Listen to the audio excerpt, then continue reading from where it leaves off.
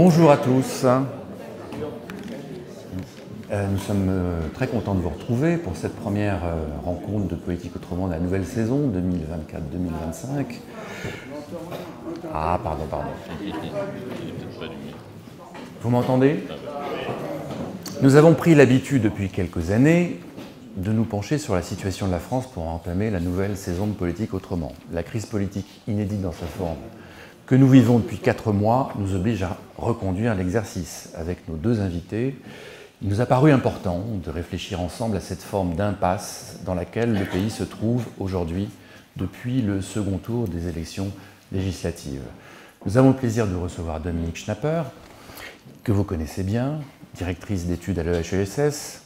Dominique Schnapper est sociologue, mais elle est nourrie aussi tout autant de philosophie politique. Votre dernier ouvrage, rédigé avant la séquence tourmentée que nous avons vécue, s'intitule « Les désillusions de la démocratie ». Dans cet ouvrage, vous vous penchez sur le devenir d'un régime politique exigeant, fragile, qui implique aussi une forme d'organisation de la société dont les conditions ne seront peut-être plus remplies. Une démocratie pleine de promesses, mais qui fait naître en retour des attentes presque sans limite. D'où les déceptions, les désillusions que vous analysez avec profondeur. À ma gauche, nous avons également le plaisir de recevoir pour la première fois Arnaud Tessier. Arnaud Tessier est haut fonctionnaire, mais aussi historien. Fin connaisseur de notre histoire politique, il a publié, outre une histoire de la Ve République, plusieurs biographies remarquées de figures illustres telles que Richelieu, Lyautey, Péguy, et vous venez de faire paraître récemment une biographie intellectuelle de De Gaulle, Charles de Gaulle, l'angoisse et la grandeur. Après la forte poussée du Rassemblement national lors des élections européennes et au premier tour des élections législatives qui ont suivi la dissolution surprise de l'Assemblée nationale, un front républicain a donc barré la route au Rassemblement national dans son accession au pouvoir. Mais nous avons hérité en contrepartie d'une configuration mère de toutes les incertitudes. Une assemblée émiettée sous la forme d'une tripartition de la représentation nationale qui rend impossible, au moins à ce stade, la constitution d'une majorité parlementaire. Par voie de conséquence, nous avons un gouvernement en sursis, laborieusement constitué, sur lequel est suspendue l'épée de Damoclès d'une censure et le risque, par conséquent, d'une paralysie de l'État. Cette situation inédite dans l'histoire de la Ve République nous interroge à bien des égards. De prime abord, notre pays est devenu ingouvernable par accident, par la faute d'un président qui a créé une situation chaotique en usant de son pouvoir de dissolution, à mauvais escient. Mais cette absence de majorité n'est-elle pas aussi l'aboutissement d'un long processus de défiance à l'endroit d'un pouvoir jugé déconnecté des problèmes qui préoccupent les Français, un pouvoir dont les décisions sont de plus en plus contestées dès lors qu'elles impliquent des efforts, des renoncements auxquels nous ne sommes plus prêts à consentir. La multiplication des mouvements sociaux, particulièrement virulents, la crise des Gilets jaunes, la réforme des retraites, que nous avons vécue depuis 6-7 ans, est sans doute le signe le plus tangible. Sans compter la défiance qui ne cesse de croître depuis de nombreuses années déjà à l'endroit de la classe politique et même, pourrait-on dire, de nos institutions. Cependant, au-delà de la situation politique très tourmentée que nous vivons aujourd'hui, nous voyons bien que la démocratie est mise à mal un peu partout en Occident, que les conditions nécessaires à son bon fonctionnement semblent désormais faire défaut. Ce à quoi nous assistons en France n'est sans doute que la forme particulière d'un vaste mouvement de délitement, marqué notamment par une polarisation extrême des opinions, rendant le débat public souvent explosif, une exacerbation des identités, une insatisfaction à l'endroit des gouvernants et le succès croissant de formations dites populistes tentées d'écorner, voire de passer outre, certains principes fondamentaux qui régissent la démocratie. Nos deux intervenants vont nous parler, nous donner leur impression, leurs sentiments à partir de leurs travaux de la situation politique actuelle. Je commencerai d'abord par vous, Dominique Schnapper. Est-ce que le pronostic vital de notre démocratie est engagé aujourd'hui? C'est tout. C'est tout. Bon, merci Julien. Je n'ai pas de réponse directe. Tout ce que je voudrais dire, c'est vous présenter quelques réflexions qui ont animé la rédaction de ce livre. Ce n'était pas un livre d'actualité, et donc il n'y a pas dedans de réponse directe à la forme que la crise démocratique a prise depuis quelque temps, la meilleure preuve étant que le manuscrit a été déposé en novembre de l'année dernière, par définition, donc il y a à peu près un an, donc je n'avais évidemment pas pris en compte ce à quoi nous avons assisté récemment. Il reste que, évidemment, l'actualité s'impose dès qu'on réfléchit un peu sur la démocratie en ce moment, mais elle s'impose de façon... Il n'y a pas un problème d'entente? Non? Ça va? Parce que quitte à être là, il vaut mieux que vous entendiez, hein, c'est préférable. Non, il faut mettre plus près? Non, ça va? Bon.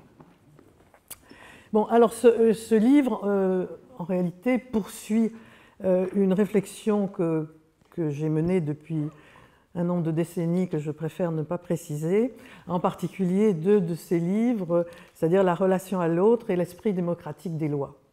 Or, je me suis rendu compte que l'ensemble de ces livres, l'ensemble des analyses que j'avais proposées dans ces livres étaient renouvelées par beaucoup des éléments récents.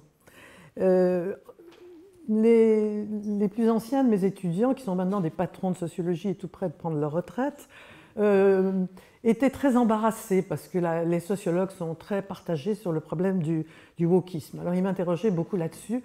Ils ont tendance à penser que je suis une vieille républicaine pure et dure qui ne comprend pas comment évoluent les temps, ce qui n'est quand même qu'une partie de la vérité, enfin j'espère. Et ils me posaient souvent des questions en me disant, parce que finalement, tout de même, le problème des Noirs aux États-Unis, c'est important, on peut comprendre, il faut sentir, et puis la colonisation, tout de même, c'est un grand péché occidental, alors tout de même, il faut comprendre. Enfin, je ne sais comment est-ce que vous expliquez ça sociologiquement? Alors, sur le sujet du wokisme, comme vous savez, il y a eu une série de publications qui sont d'ordre polémique et toutes de très grande qualité. Je pense à Nathalie Hennig ou à Jean-François Braunstein et beaucoup d'autres. Il y a toute une littérature polémique et de grande qualité. Et moi, je n'ai aucun talent polémiste et je ne voulais pas, évidemment, répéter ce qui avait été très bien dit par des collègues qui sont même en même temps des amis. Et j'ai voulu essayer d'inscrire la critique que je faisais de ces nouvelles formes de critique de la démocratie dans une réflexion plus ancienne que j'ai menée dans des ouvrages précédents, c'est-à-dire une réflexion sur les dérives et les dévoiements possibles de la démocratie, ces dérives et ces dévoiements auxquels nous assistons de plus en plus avec le temps. Alors pour les caractériser, je partirai d'une proposition simple, mais qui me paraît essentielle pour comprendre ensuite comment se développent ces dévoiements et du coup les désillusions que nous nourrissons. C'est le caractère utopique de la démocratie. La démocratie se définit elle s'auto-légitime elle-même, elle ne fait référence pour se légitimer ni à un dieu, ni à la nature, ni à la tradition. Et donc elle se justifie par elle-même, c'est-à-dire par la qualité des décisions prises en commun par l'ensemble des citoyens. Et comme elle exprime l'ensemble des citoyens, la communauté des citoyens est formée par des citoyens libres et égaux. Et donc l'idée démocratique, c'est de construire un espace public dans lequel des citoyens libres et égaux débattent rationnellement des meilleurs moyens de faire vivre la société ensemble et de vivre eux-mêmes ensemble.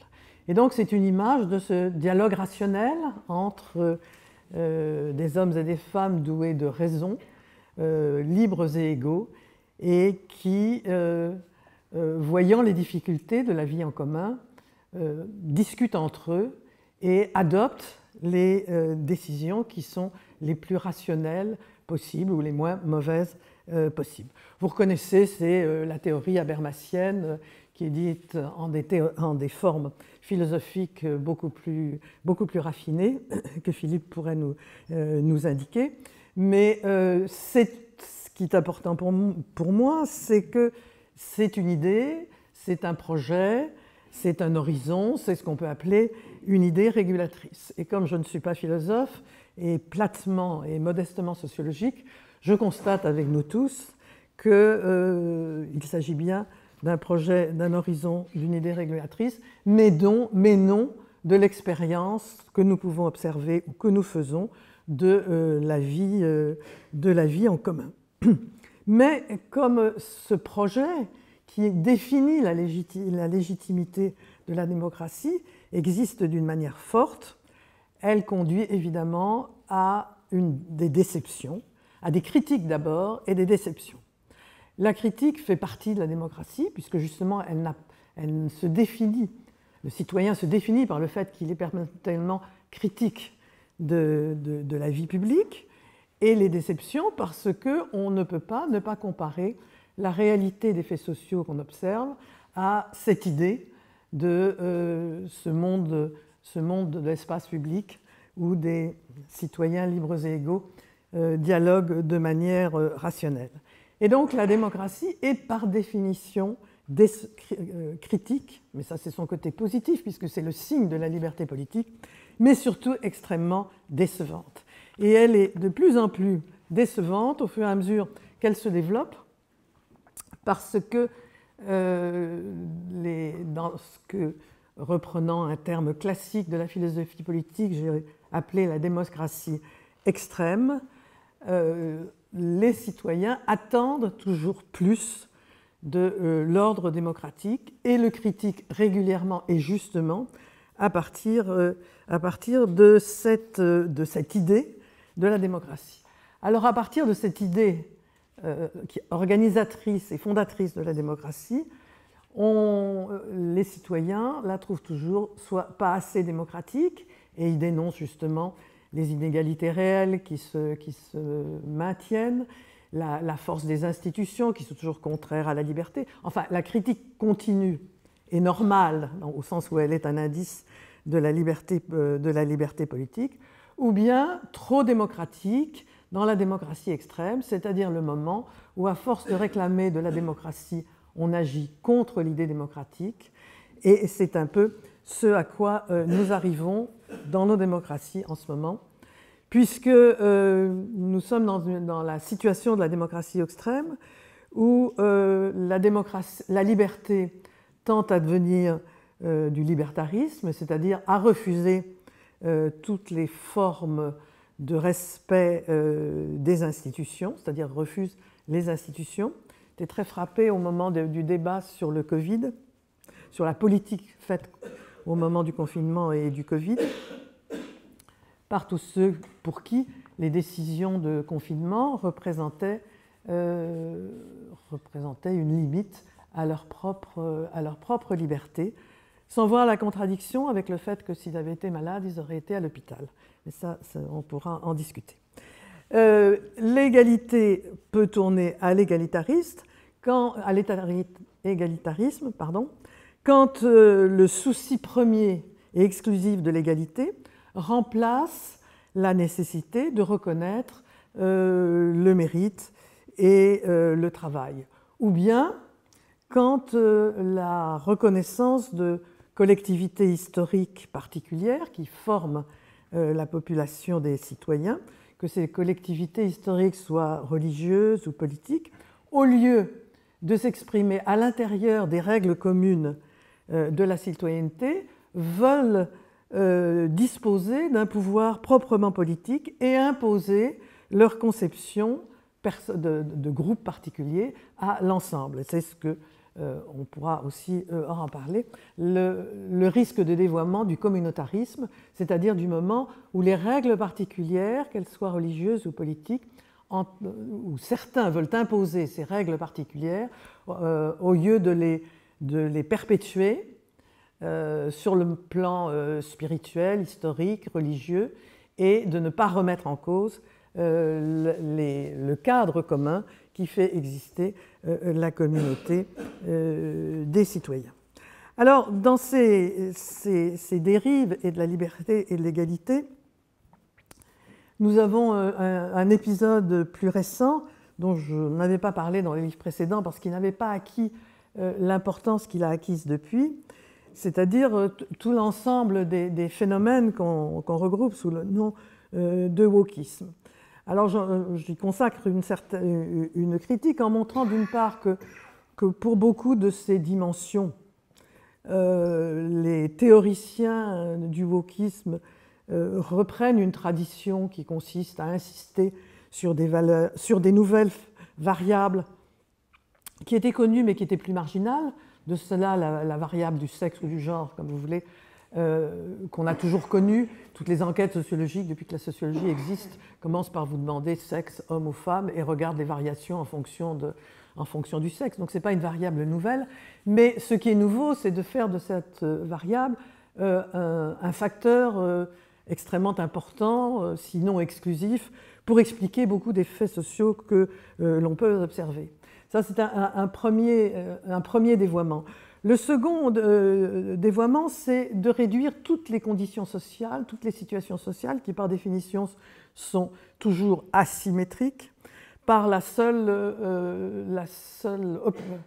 opposition dominant-dominé, sans tenir compte des différentes manières dont ces relations asymétriques se développent dans les différents secteurs de la vie commune.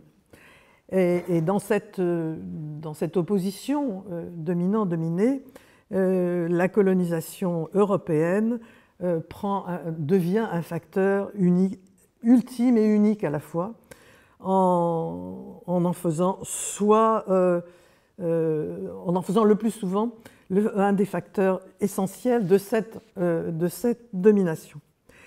Et la troisième forme de dérive, c'est de se référer à un relativisme, non pas relatif lui-même, mais absolu, qui nie l'universalité de la raison humaine et qui, par conséquent, met en question à la fois le fondement de la science, qui repose sur l'idée que, par-delà toutes les différences et toutes les traditions scientifiques et toutes les conditions sociales dans lesquelles se développe la science, il y a quelque chose comme la vérité scientifique qui dépasse les conditions dans lesquelles elle est produite, et de l'aspiration démocratique qui repose quand même sur l'idée que tous les citoyens disposent de la même raison pour discuter des problèmes de la vie commune. Et donc, les dévoiements, il me semble que le phénomène woke s'inscrit dans ces trois types de dévoiement. La démocratie ne fonctionne pas d'une manière spontanée ou naturelle. Elle repose sur le respect des institutions, en donnant à institutions le sens large, c'est-à-dire qu'elle repose sur le respect du résultat des élections quand elles sont libres, le respect de la règle majoritaire, le respect de la dignité des minoritaires et surtout le dialogue entre les citoyens qui sont normalement différents, qui sont normalement des adversaires politiques, mais qui ne doivent pas être des ennemis. Et pour répondre directement à la question de Julien, si les adversaires politiques deviennent des ennemis et qu'on refuse le respect formel qui permet de perpétuer le fonctionnement du système politique et qui repose sur l'idée de remplacer la violence par les mots, la démocratie consiste à remplacer les conflits et les rivalités, non par la violence des conflits et des rivalités, par les mots. Si on n'accepte plus l'échange des mots et qu'on les remplace par l'échange de la violence, on sort de l'arc républicain pour parler comme les hommes politiques. Dernier point, pour respecter les 20 minutes que m'a accordé Julien, il me paraît important Donc, on pourra discuter, mais le respect des institutions démocratiques me paraît essentiel. Je suis trop universaliste pour ne pas penser que tous les peuples ont une aspiration à la liberté. Mais en revanche, l'apprentissage et la pratique des institutions qui organisent la démocratie, cela, c'est essentiel avec les quelques points que j'ai donnés. Dernier point, il faut critiquer la critique. On va finir comme Churchill, malheureusement, mais il y a des phrases qui sont définitives. Et il faut critiquer la démocratie, c'est-à-dire la voir avec toutes ses limites, tous ses dévoiements, tous ces risques de dévoiement qui peuvent être plus graves que ceux que nous connaissons aujourd'hui. Mais il faut la comparer avec les autres types de sociétés, celles dont nous connaissons l'histoire et celles que nous pouvons observer dans l'espace. Et donc, il faut évidemment juger l'esclavage réalisé par les puissances européennes comme une tâche et ne la défendre sous aucune dimension. Mais il ne faut pas oublier, il faut la comparer à d'autres histoires de l'esclavage, il faut la comparer aux esclavages, à des formes d'esclavage qui se perpétuent aujourd'hui. Il faut rappeler qu'il y a toujours eu des opposants au projet d'impérialisme européen de l'intérieur de l'Europe, c'est-à-dire qu'il y a toujours eu ce débat fondamental sur le sens ou le non-sens de l'esclavage. Et donc bien voir que l'idée démocratique est la meilleure dont nous disposions, à titre d'idée, c'est la seule dont nous disposions, en fonction de l'histoire humaine telle que nous la connaissons, la seule idée humaine dont nous disposions pour rendre aussi humaines que possible les sociétés auxquelles nous participons. Alors, comme c'est la seule idée dont nous disposons, il est bon de la critiquer, mais aussi il est nécessaire ou il est utile de la critiquer en la comparant à d'autres sociétés humaines et en essayant de lutter pour qu'elle soit aussi fidèle que possible ou le moins infidèle que possible à l'idée qu'elle a offerte aux humains. Merci. Merci Dominique.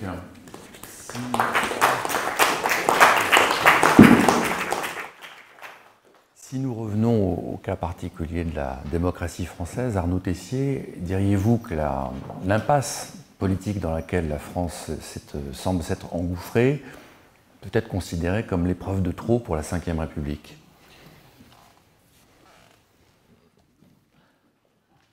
Oui, je crois que c'est une épreuve un peu décisive aujourd'hui, parce que je pense que nous sommes arrivés à un point d'incompréhension ou de perte de culture des institutions qui est véritablement dramatique, et que cette perte de culture des institutions atteint au plus profond les cercles dirigeants. C'est ça qui est grave et qui fait que notre situation est grave.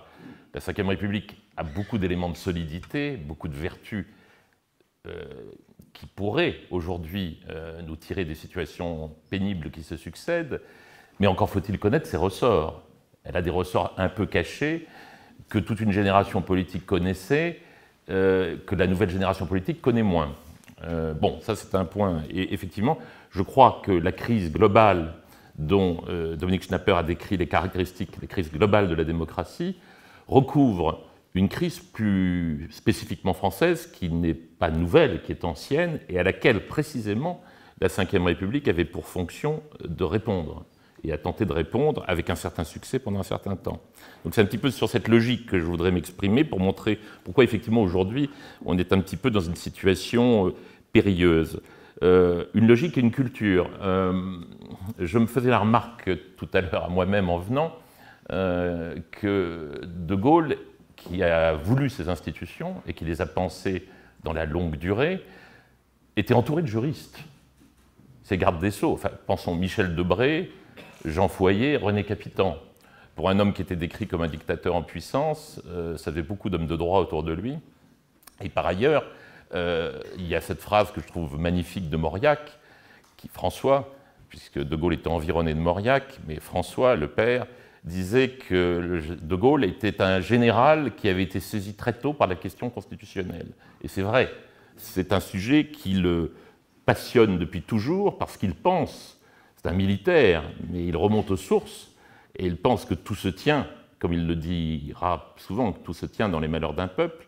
Et donc, tout se tient dans les malheurs d'un peuple, ce qui veut dire que si la France a connu tant de constitutions, il le dira pendant le discours d'Épinal, dans le discours d'Épinal en 1946, si la France a connu tant de constitutions, si elle a connu tant de défaites et d'occupations, c'est parce que tout se tient dans les malheurs d'un peuple et parce qu'elle avait un mauvais système constitutionnel, elle avait un mauvais régime. Donc l'obsession de De Gaulle, dès les années 30, dès la guerre, évidemment pendant l'époque du rassemblement du peuple français, pendant cette longue perte de temps que lui paraît être la Quatrième République, et puis en 1958, avec cette perspective de la guerre d'Algérie qu'il faut finir, l'obsession de De Gaulle, c'est de donner à la France des institutions durables et qui conviennent à son tempérament national. C'est vraiment son obsession, au point que on peut trouver même dans les propos de De Gaulle, ou même dans des écrits de De Gaulle pendant la guerre, cette idée qu'à la limite, la libération du territoire, certes, c'est un objectif en soi, mais si c'est pour revenir aux erreurs et aux fautes de la Troisième République, c'est même pas la peine de continuer, en quelque sorte. Donc pour lui,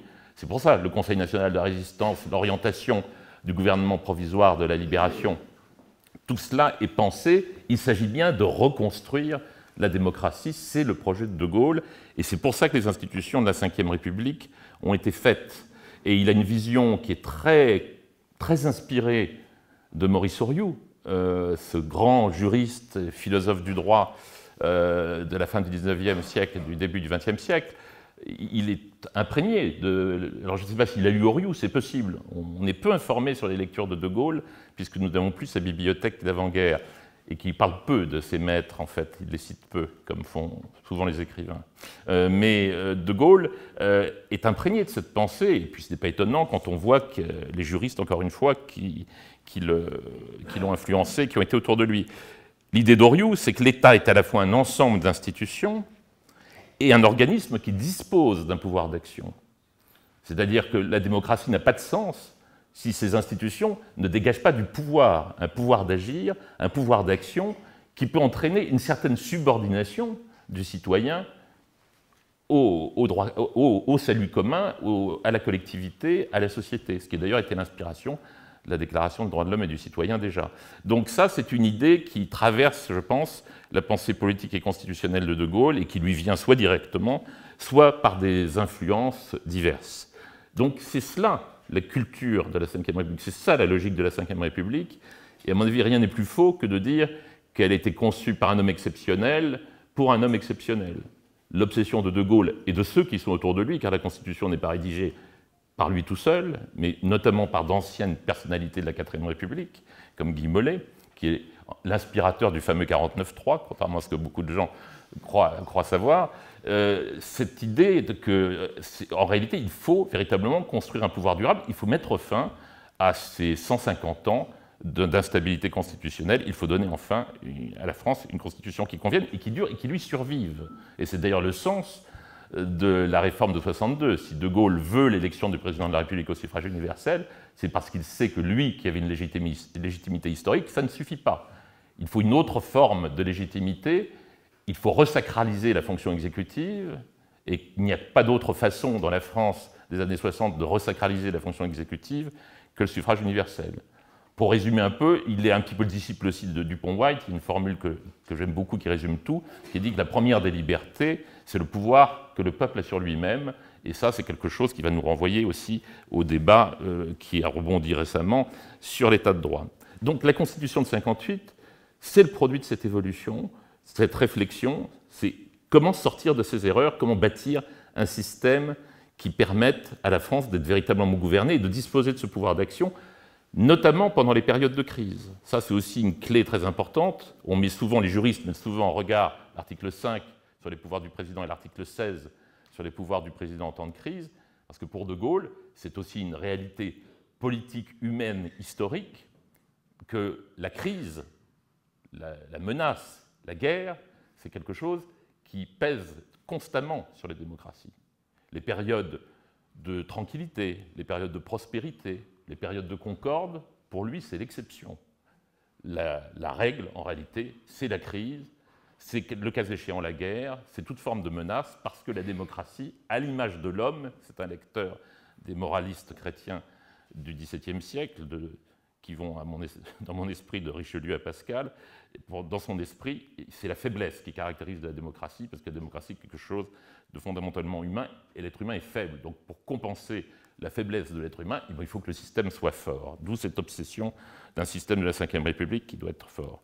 Et c'est comme ça qu'il a conçu les institutions de la Ve, avec en particulier cette double détente qui est assez extraordinaire, qui est prévue par l'article 3 de la Constitution, qui est de dire que la souveraineté du peuple, qui pour lui est la clé de toute chose, sans souveraineté, pas de démocratie, la souveraineté du peuple s'exerce par deux voies, qui sont mises sur un pied d'égalité, l'élection des représentants, donc la démocratie représentative, et le référendum, c'est-à-dire le vote direct des citoyens sur des questions qui sont déclinées à l'article 11 et qui doivent permettre, de manière très extensive, comme chacun sait dans l'esprit de De Gaulle, qui doivent permettre au peuple de se prononcer sur des sujets d'envergure nationale et de renouveler aussi au chef de l'exécutif la confiance dont il a besoin, ce qui est d'autant plus nécessaire dans son esprit après la révision de 62, puisque le président avait non seulement des pouvoirs étendus d'après la Constitution, mais le mode d'élection à partir de 62 lui donne une légitimité et une force institutionnelle encore plus grande.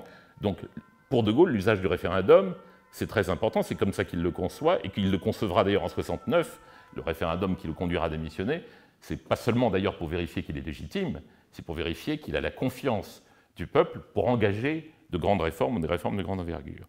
Donc ce modèle-là, il a fonctionné plus ou moins bien pendant assez longtemps, même s'il y a eu des déviations quand même assez rapides, mais je dirais qu'il y avait comme une sorte d'assentiment sur cette logique qui était la logique des institutions. C'est à partir de 1981, sans doute, que la Ve République a commencé à dévier de sa course telle qu'elle avait été conçue par De Gaulle. Non pas que François Mitterrand ait remis en cause fondamentalement les mécanismes, les fondements de la Ve République, contrairement aux intentions affichées par le programme commun, ce n'est pas tout à fait ce qui s'est passé. Mais de là à dire que François Mitterrand, comme on le dit souvent, a fortifié par son ralliement les institutions de la Ve République, à mon avis, il y a une marge. Parce qu'il a engagé deux mouvements qui, dans leur principe, n'étaient pas nécessairement mauvais. Il les a engagés d'une manière qui ont affaibli le système. D'abord la décentralisation. Ce n'est pas le principe de la décentralisation en soi qu'on peut critiquer, mais c'est la façon dont il l'a conçu, c'est-à-dire une fragmentation du pouvoir. Et en cela, il était bien l'homme du coup d'État permanent, il était bien resté l'homme du coup d'État permanent, qui reprochait précisément à la Ve République cette logique de pouvoir d'action trop forte. C'est un homme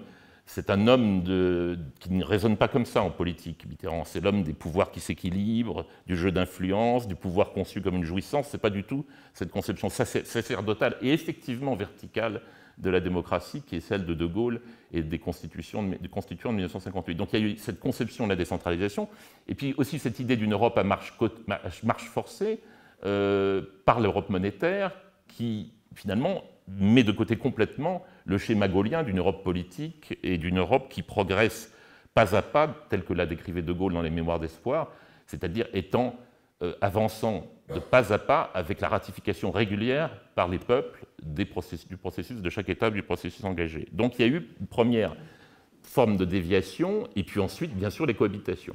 Les cohabitations qui ont été une forme de déviation également. Et il y a une lettre très intéressante de Valéry Giscard d'Estaing à Philippe Séguin en 1997.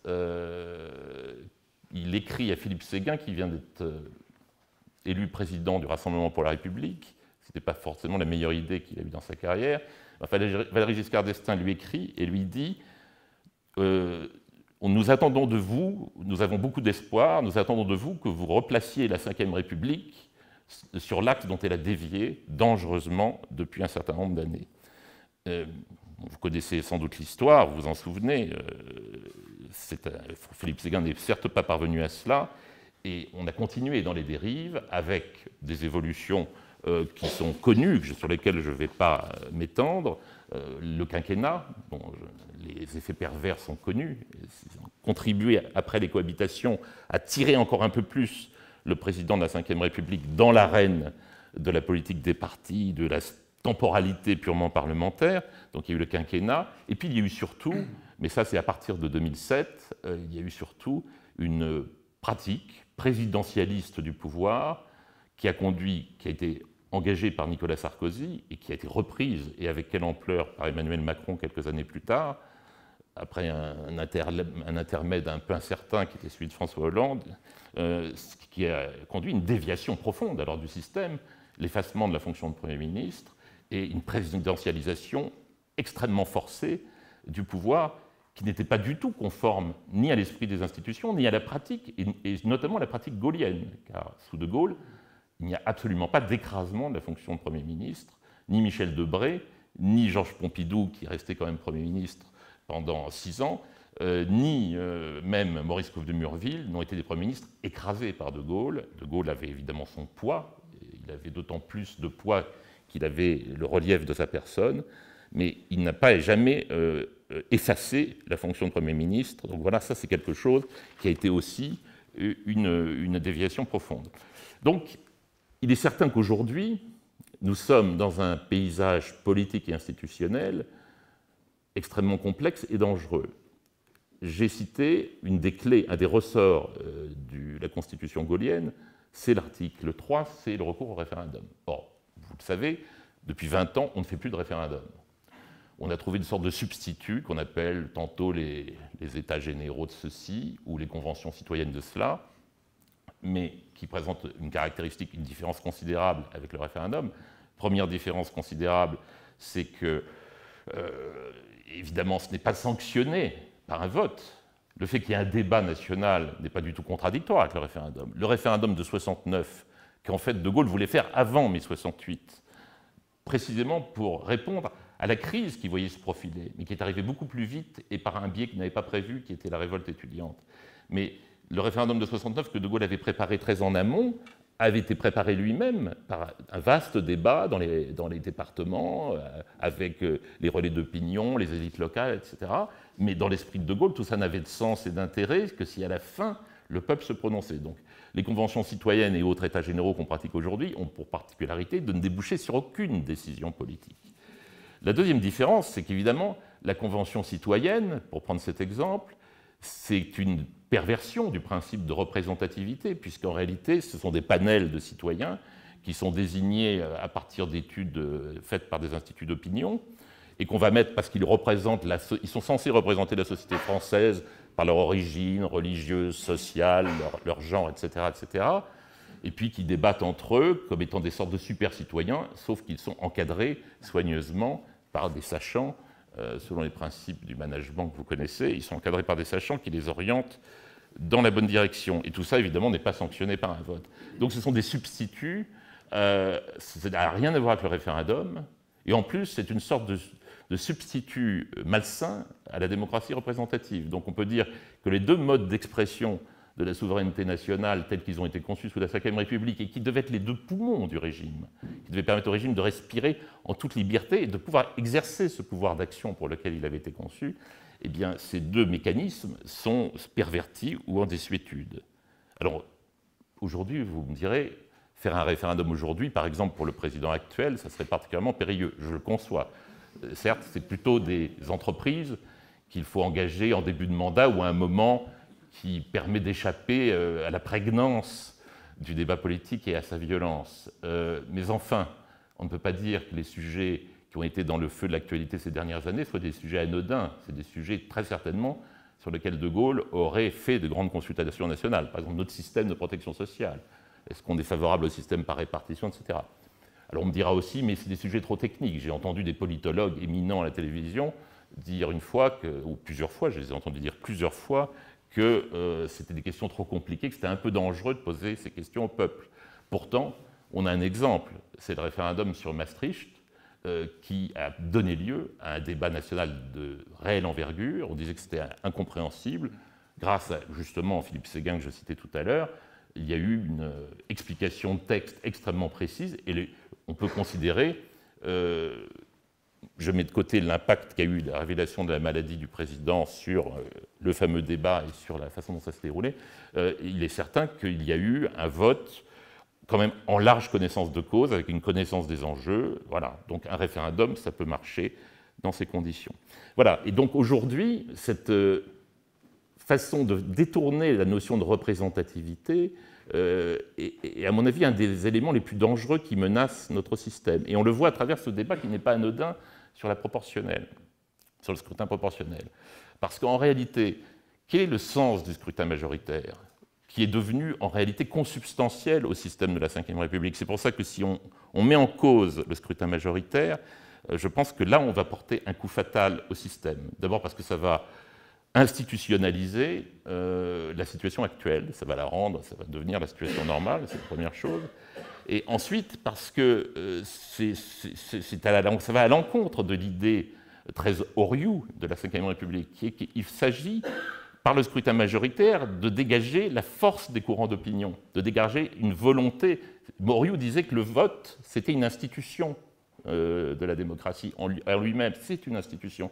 Donc le scrutin majoritaire, c'est une façon de dégager, et d'ailleurs Michel Debré, vous le savez sans doute, était partisan d'un scrutin majoritaire à un tour, parce qu'il considérait que ce qui était important, c'était de dégager une volonté, et non pas une sorte de synthèse de tout ce que nous pensons comme individus, mais quelque chose qui émane, et ça reposait aussi sur l'idée, sur ce pari, sur peut-être une illusion ou un rêve, mais enfin qui est une belle illusion, un beau rêve, l'idée que lorsque nous sommes dans l'isoloir, nous oublions, l'espace d'un instant, que nous sommes un homme, une femme, nous sommes riches, pauvres, que nous sommes de telle région, etc. Nous oublions et nous avons quelque chose en nous qui nous fait réagir comme des citoyens autonomes et qui nous permet d'agir. Donc ça, à mon avis, et puis en plus, je ne vais pas faire un développement contre le scrutin proportionnel, mais il y a aussi cette idée que finalement, les partis politiques contrôlent leur propre renouvellement et font leurs alliances après l'élection, dans le dos de l'électeur. C'est pour ça que le scrutin majoritaire, véritablement, est quelque chose de fondamental. Je pense que si le scrutin proportionnel venait être adapté, oui, pour répondre à votre question, ça serait un coup, à mon avis, fatal qui serait porté à la Ve République. Dernier élément, dans ce survol un peu rapide, il y a quand même la question effectivement de l'état de droit qui est revenu sur la scène à la suite des déclarations du ministre de l'Intérieur, Bruno Retailleau, qui, à mon avis d'ailleurs, voulait chercher cet objectif, à reposer un peu cela. Alors, ce n'est pas le sujet en soi du débat, mais là aussi, il y a quelque chose qui va à l'encontre de la vision de la Ve République. C'est dans les mémoires de Jean Foyer, le premier, donc, Jean Foyer qui écrit ses mémoires, qui d'ailleurs, le titre des mémoires, je ne l'ai plus en tête, mais c'est 30 années de vie politique sur la marge du droit, enfin c'est une référence assez intéressante, le titre lui-même. Foyer raconte cette histoire qui est connue, où De Gaulle lui dit il y a d'abord la France, ensuite il y a l'État, et enfin, pour autant que le salut des deux qui précèdent soit assuré, il y a le droit. Et Foyer explique très bien que ce n'est pas une négation par De Gaulle du rôle du droit, de la loi, de la légalité et des libertés. Simplement que De Gaulle veut dire qu'à la fin des fins, le droit ne doit pas se substituer à la volonté, à la souveraineté nationale, et que si un peuple n'est pas souverain, les conditions juridiques perdent de leur pertinence. Donc il y a des conditions à respecter pour que le droit puisse s'exercer pleinement. Et c'est aussi l'idée qui n'est pas spécifiquement gaulienne, mais qui imprègne toutes nos institutions, qui est que si l'individu a des droits, la société aussi a des droits à l'égard de l'individu. C'est la logique de la Déclaration des droits de l'homme et des citoyens, etc. Et ce n'était pas une idée qui était uniquement le fait de Gaulle, puisque lors d'un discours important qu'il avait fait devant le Conseil d'État en 1970, Georges Pompidou, qui venait d'être élu président de la République un an plus tôt, De Gaulle était encore vivant, et qui était membre du Conseil d'État, avait fait un discours impressionnant devant le Conseil d'État où il disait « Vous avez construit une œuvre jurisprudentielle magnifique, vous avez bâti un système de protection des libertés qui vous fait honneur, mais enfin maintenant, il faudrait peut-être faire un petit peu attention, ne pas oublier que vous êtes là aussi pour défendre d'une certaine manière les prérogatives de l'État, car nous entrons dans un monde dangereux où l'individu se trouvera confronté à des forces très importantes, des forces économiques, des forces transnationales très puissantes, et il aura besoin du concours de l'État. Il lançait une sorte d'avertissement au Conseil d'État, n'allez pas trop loin, que le juge ne se substitue pas au législateur, et n'allez pas trop loin, n'oubliez pas que la société a des droits aussi vis-à-vis des individus. Et aujourd'hui, c'est un des problèmes majeurs, dès lors que le juge se fait lui-même producteur de normes, et que d'une certaine manière, ce sont les droits de l'individu qui occupent tout l'espace au détriment des droits de la société, et qui, pour De Gaulle, ce sont les droits de l'État, puisque finalement l'État, pour lui, ce n'est que l'incarnation juridique de la société. Donc voilà, pour répondre à votre question, oui, je pense qu'on est à un moment assez décisif. On est sur le point de faire pas mal de bêtises pour répondre à une crise qui est d'abord une crise politique, une crise politique qui est liée à la configuration politique du pays, à des phénomènes que je n'ai pas décrits, mais qui sont liés à l'émergence du Front National, à la sociologie politique actuelle, c'est une crise politique, un problème d'alliance, de non-alliance, de Front républicain. Mais si on y répond par pardonnez-moi l'expression, par un désengage des institutions encore plus volontaire et déterminé, et pour une part inconscient, que ce qui a été fait déjà depuis 30 ans, oui, je pense qu'il y a des motifs d'inquiétude.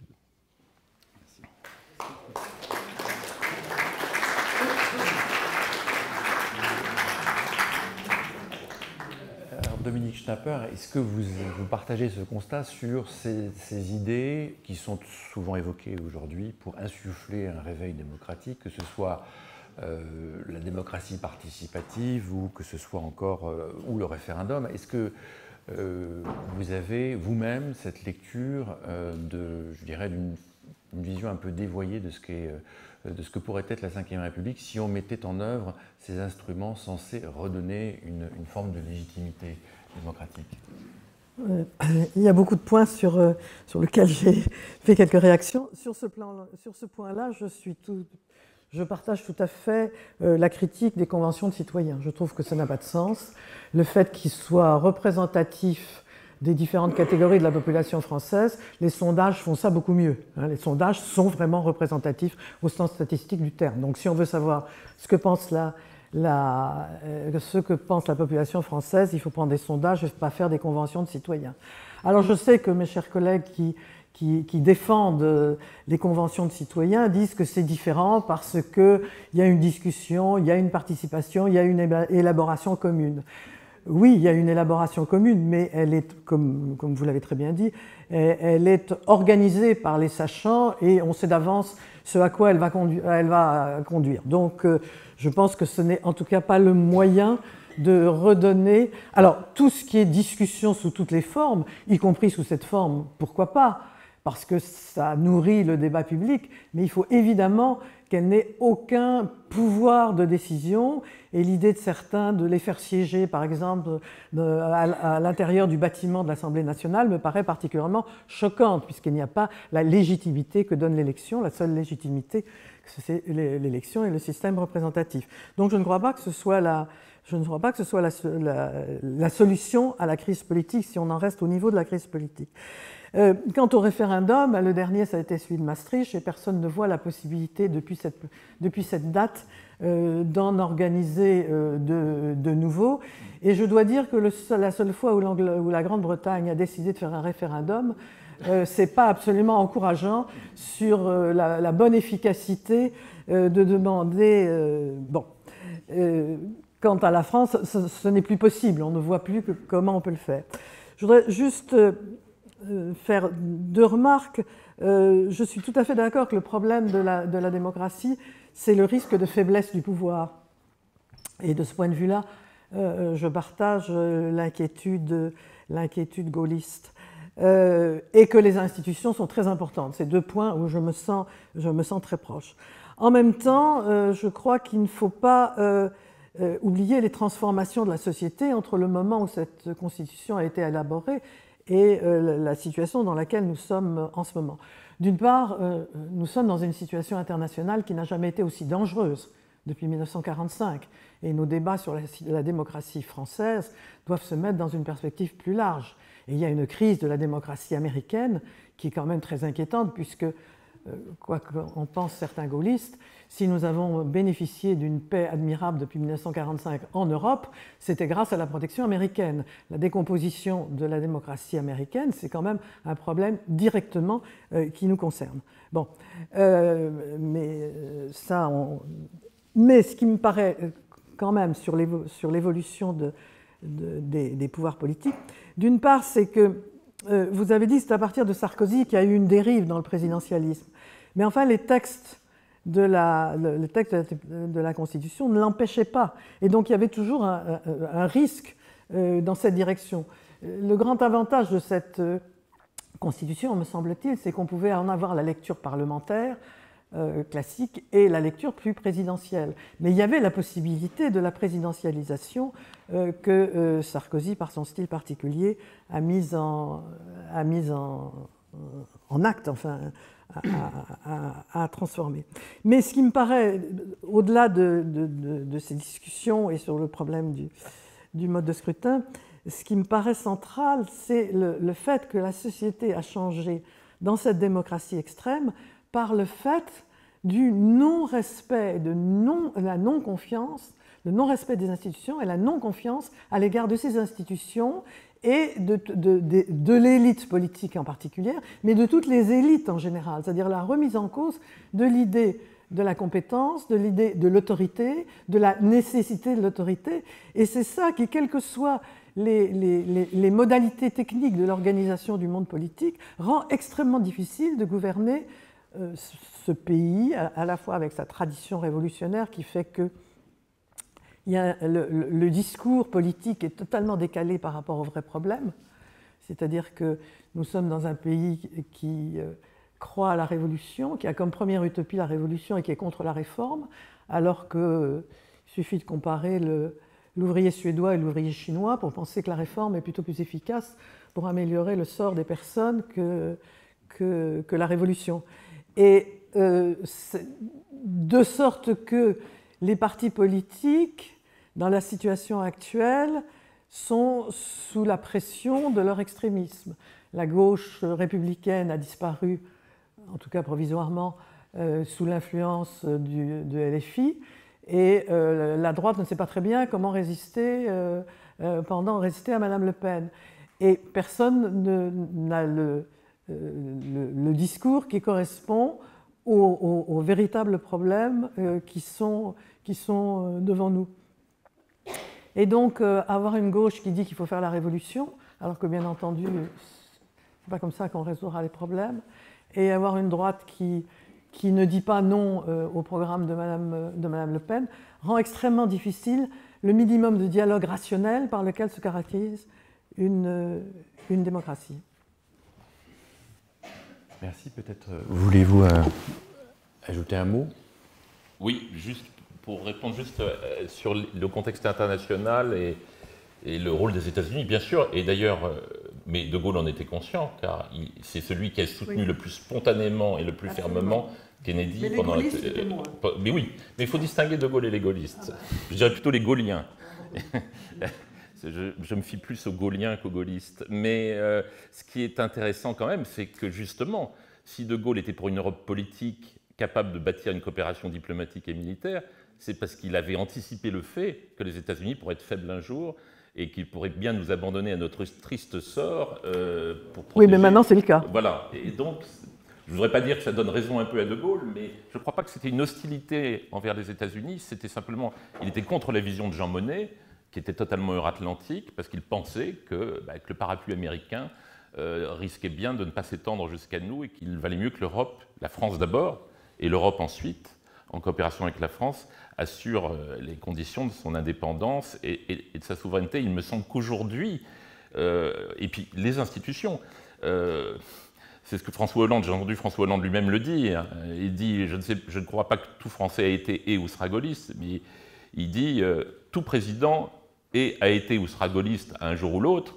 parce qu'il est amené à découvrir, il disait comme je l'ai fait moi, à propos du Mali ou dans d'autres circonstances, il est amené à découvrir toute la force du pouvoir présidentiel en période de crise, qui permet même au président actuel de prendre des positions, quand même, on peut les contester, on peut être pour ou contre, mais de prendre des positions claires et rapides, là où, par exemple, Mme Merkel était obligée de consulter pendant une semaine les membres de son gouvernement, parce qu'eux-mêmes devaient contacter leur formation politique avant que le gouvernement allemand puisse arriver à arrêter une position. Donc ça me paraît important. Le deuxième point sur les élites, je suis absolument d'accord avec vous, mais c'est aussi parce que les élites ont trahi leur fonction, qui est de ne pas être simplement une sorte d'entité décrochée des réalités du peuple. Enfin, tout cela a été dit, expliqué beaucoup à travers tous les livres qui ont été faits sur la France périphérique. Enfin, il y a beaucoup de choses très vraies dans tout cela qui émergent, et on voit bien qu'effectivement, ce sont les élites, c'est le comportement des élites. Et d'ailleurs, c'était là aussi, dans la réflexion gaulienne d'avant-guerre, c'était l'élément clé, le fil de l'épée, c'est on ne peut reconstruire une démocratie forte qu'avec de bonnes institutions et avec des élites solidement formées et selon un processus qui permette de dégager le caractère, l'intuition, le caractère, etc. Et tout cela reste très vrai aujourd'hui. Mais ça nous entraînerait sur des débats, certes périphériques, mais pas si périphériques que ça, et surtout très vastes. On est, depuis quelques années, dans une entreprise aussi de destruction de la formation des élites. Et je pourrais dire beaucoup de choses sur le problème de la formation des élites administratives. Je pense que vous pourriez en dire beaucoup. Voilà. Donc, il y a un phénomène qui s'auto-nourrit, voilà. Et puis, je pense, c'est une idée qui est tout à fait dans la ligne de ce que vous dites, notamment de l'esprit démocratique des lois. Et puis, il y a eu un livre qui est paru il y a 3 ou 4 ans, très intéressant, d'un politologue qui est Yves Mény, qui est très intéressant, qui s'appelle « Imparfaite démocratie ». Et il explique que la démocratie est par nature imparfaite, puisqu'elle repose, c'est ce que disait Maurice Horiou aussi, elle repose sur un principe qui est que le principe de souveraineté du peuple est une fiction et que le peuple accepte de s'en dessaisir pour la remettre à des représentants, mais que la contrepartie, c'est que le représentant du peuple lui garantisse la paix, la sécurité, la prospérité et une promesse de progrès. Et aujourd'hui, les peuples entendent les politiques leur promettre que la crise climatique, le poids de la tyrannie des marchés, etc. Et donc la frustration qui est inhérente à la démocratie dans sa nature même, dès l'origine, puisqu'elle se dépossède elle-même d'un de ses attributs fondamentaux, volontairement, cette sorte de consentement volontaire, évidemment, tend à se réduire. Et je pense que c'est cela qui fait la crise politique en France aujourd'hui. C'est ce que disait d'ailleurs, comme je l'ai bien connu, j'ai écrit sa biographie, c'est quelqu'un qui voyait très juste, Philippe Séguin, il voyait très juste là-dessus. Il expliquait très bien ce qui était en train de se passer. Il l'expliquait dans les années 90. Il disait l'extrême gauche va prendre la place de la gauche, l'extrême droite va prendre la place de la droite, parce qu'il y a un grand évidement vers le centre, avec un discours eurolibéral, qui fait qu'en réalité, la gauche traditionnelle et la droite traditionnelle ne proposent plus à la société politique qu'une même impuissance. Et donc, il annonçait cette sorte... il avait d'ailleurs dit, je cite toujours cette phrase tellement elle est saisissante, en 91, il disait « La politique de Front républicain mettra Le Pen », il parlait du vieux Le Pen, « La politique de Front républicain mettra Le Pen à 40%. » Donc, il disait ça en 91. 30 ans plus tard, que dis-je, 40 ans plus tard, non, c'est ça, 35 ans plus tard, on est à plus de 40%. Donc voilà, donc je pense que aussi cette crise politique s'explique par cela. Et en réalité, la crise politique aujourd'hui, ce n'est pas une crise institutionnelle, c'est qu'on a un paysage politique tel qu'il y a le tiers des électeurs, le quart des députés, qui sont évidemment hors du jeu politique. Donc il faut arriver à faire une majorité avec une partie des députés colossale et une partie de l'électorat qui se trouve, par la situation politique actuelle, hors du jeu politique. Donc voilà, c'est typique. Il y a un phénomène global qui se traduit en France par un phénomène plus grave peut-être que dans d'autres pays, parce que nous avons perdu encore une fois ce sens des institutions. Et ce qui se passe aujourd'hui, ce désordre politique, cette incapacité à former des majorités, on dit ça tient à une conjoncture politique très précise, très particulière, mais peut-être que ça sera résolu le jour où, que on ne souhaite peut-être pas d'ailleurs, où le RN aura occupé tout l'espace de la droite et LFI tout l'espace de la gauche et qu'on sera revenu à un système bipartisan et bipolaire. C'est l'expression d'une situation politique purement temporaire, à laquelle il ne faut surtout pas répondre en compromettant les ressorts qui permettent au système de tourner encore et de fonctionner, en tout cas jusqu'à l'élection présidentielle, qui est quand même l'élément clé qui marque, qui rythme la vie politique. Mais il y a un dernier point que je voulais évoquer à ce sujet, c'est que dans l'esprit de De Gaulle et de beaucoup de gens qui ont fait les institutions de 58, en fait, les institutions, ce n'était pas seulement des institutions politiques, ce n'était pas seulement les pouvoirs constitutionnels. Ça allait dans l'esprit de De Gaulle et de gens justement comme René Capitan, de gens qui avaient été qui avaient joué un rôle important autour de lui. C'était non seulement la constitution politique, mais c'était aussi une constitution administrative, agissant dans une temporalité différente de celle du politique, avec des corps en particulier, enracinés dans leur histoire. C'était une constitution sociale, avec un certain nombre, avec un droit social qui devait garantir la cohésion de la société. Et c'était aussi, mais celle-là se tient encore pas mal, une constitution militaire, c'est-à-dire une certaine conception, l'articulation entre le système de défense et la diplomatie. Et tout ça est en crise. Oui, merci. Alors, on évoque aussi l'impuissance publique en abordant la question de l'état de droit, non pas pour dire que c'est une mauvaise chose qu'il n'y ait pas d'arbitraire, mais avec cette idée que finalement les contre-pouvoirs seraient devenus excessifs aujourd'hui, contre-pouvoirs sous la forme des décisions du Conseil d'État, des décisions du Conseil constitutionnel. Je rappelle que Dominique Schnapper a été membre du Conseil constitutionnel il y a quelques années, également sous la forme de décisions de la Cour européenne des droits de l'homme. Est-ce qu'il n'y a pas, finalement, justement, des contre-pouvoirs qui empêchent, ou qui sont devenus à tel point défenseurs des libertés individuelles que l'intérêt de la société en vient parfois à être mis au deuxième plan? Dominique. Oui. Je voudrais juste faire une première remarque sur les juristes. Pour avoir vu de près comment s'élaboraient les décisions au Conseil constitutionnel, leur caractère souvent politique m'a beaucoup frappé. Il faut le garder en tête. Je fais une parenthèse. On a fait un scandale sur l'état de droit, état du droit.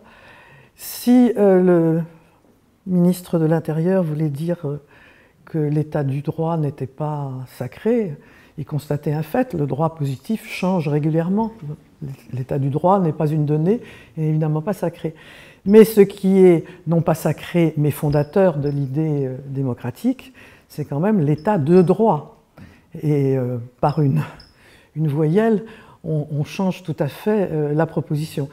Et là, l'état de droit est non pas sacré, puisque nous ne sommes pas dans des régimes qui font appel au sacré d'une façon ou d'une autre, mais est fondateur de l'idée démocratique. C'est le respect des institutions, c'est l'état du droit. Alors, que dans la faiblesse, le danger de faiblesse démocratique interviennent aujourd'hui des corps judiciaires. Bon, c'est à la fois normal, souhaitable, ça fait partie justement du respect de l'état de droit. En même temps, il y a des cas où effectivement la défense des droits individuels prend le pas sur l'intérêt collectif. Mais je pense que c'est un risque qui est inhérent à la pratique du droit, parce que le droit résume des cas particuliers qui sont tous différents les uns des autres sous une loi commune. Et donc, par définition, c'est aussi peu satisfaisant que la pratique démocratique. En même temps, c'est essentiel. Et donc, y a-t-il une dérive du Conseil d'État, du Conseil constitutionnel, des cours européennes? Il y a sans doute un problème entre les cours françaises et les cours européennes, parce qu'il y a sur les cours européennes une influence du droit d'inspiration, disons, anglo-saxonne, qui fait qu'il y a souvent des problèmes avec la tradition française. Le Conseil d'État, comme tout corps constitué, prend quelquefois des décisions regrettables. Nous sommes des citoyens critiques, donc nous n'admettons pas toutes les décisions qu'il prend, mais en même temps, comme nous sommes des citoyens, nous pensons qu'il faut les respecter, parce qu'il faut respecter les institutions. Mais ce n'est pas toujours satisfaisant, c'est normal, c'est la vie démocratique. Merci. Quelle est votre vue sur la question de l'état de droit, Tessier ? Oui, je pense qu'il y a un point d'équilibre, c'est-à-dire que le juge constitutionnel, et d'ailleurs c'est ce qu'il a fait pendant très longtemps, est là quand même pour apprécier la conformité des lois à la Constitution, mais pas pour créer complètement des normes nouvelles. Voilà, donc, non, mais quelquefois, on est à la limite. On est à la limite. Ils sont quand même très prudents au total. Oui, mais enfin, on voit bien quand même, autour de l'histoire de l'article 11 de la Constitution, il y a quand même un danger. Si par exemple le juge constitutionnel venait à juger de la constitutionnalité du recours à l'article 11, ça voudrait dire que le système constitutionnel est complètement verrouillé. Vous savez, à l'époque où De Gaulle a utilisé l'article 11 a été contesté pour cette raison, il avait utilisé une série d'arguments, c'est peu connu. Aujourd'hui, normalement, ça devrait être moins un sujet, mais ça l'est quand même apparemment encore quand j'entends certaines discussions, puisque le champ de l'article 11 a été étendu par une révision constitutionnelle de 1995, je crois. L'article 11 est sur le référendum. Pardon. Alors, il y a deux articles qui concernent le référendum, le 11 et le 89. Sachant que le 89 concerne une révision des pouvoirs, toute révision des pouvoirs, et implique évidemment le passage par le Parlement. Alors que l'article 11 donne la possibilité d'un référendum, mais un référendum qui ne peut pas porter sur n'importe quelle question, qui doit porter forcément sur la révision des institutions, qui ne peut pas porter sur des sujets de politique divers et variés. Alors à l'époque, c'était sur l'organisation des pouvoirs publics. Et De Gaulle a voulu l'utiliser pour la révision constitutionnelle instituant l'élection du président de la République au suffrage universel, et ça a été contesté par le Conseil d'État, pas par le Conseil constitutionnel à l'époque, par le Conseil d'État, qui faisait observer qu'il y avait l'article 89 qui était dans le titre qui s'appelait « de la révision ». Donc, et De Gaulle, l'article 11, lui, s'inscrit dans le titre qui concerne les pouvoirs du président de la République. Et De Gaulle avait utilisé à l'époque une série d'arguments. Il avait dit d'abord, bon, je sais pourquoi cet article existe, puisque j'ai largement contribué à l'inspirer. Deuxièmement, l'organisation des pouvoirs publics, qu'est-ce que c'est ? Il a dit, c'était les lois constitutionnelles de 1875, avait dit De Gaulle, portaient sur l'organisation des pouvoirs publics. Effectivement, moi j'ai posé la question à des juristes, je leur ai dit, mais c'est quoi les lois et c'est quoi les textes portant sur l'organisation des pouvoirs publics si ça ne concerne pas la Constitution? Et puis dernier élément, De Gaulle avait dit, il faut bien qu'il y ait un moyen de réviser la Constitution lorsque cela concerne une partie des pouvoirs du Parlement. Et il disait par exemple, sur les pouvoirs du Sénat, on ne pourra jamais réviser la Constitution sans l'accord du Sénat. Voilà, donc il disait c'est un problème de bon sens. Donc l'article 11, il avait une conception extensive de l'organisation des pouvoirs publics. Bon, on a considéré que le référendum de 62 avait en quelque sorte ratifié cette interprétation, mais aujourd'hui elle est de nouveau très contestée par une partie des professeurs de droit, pas tous, et surtout par le Conseil constitutionnel. Mais surtout depuis 1995, l'article 11 a été élargi aux questions de société.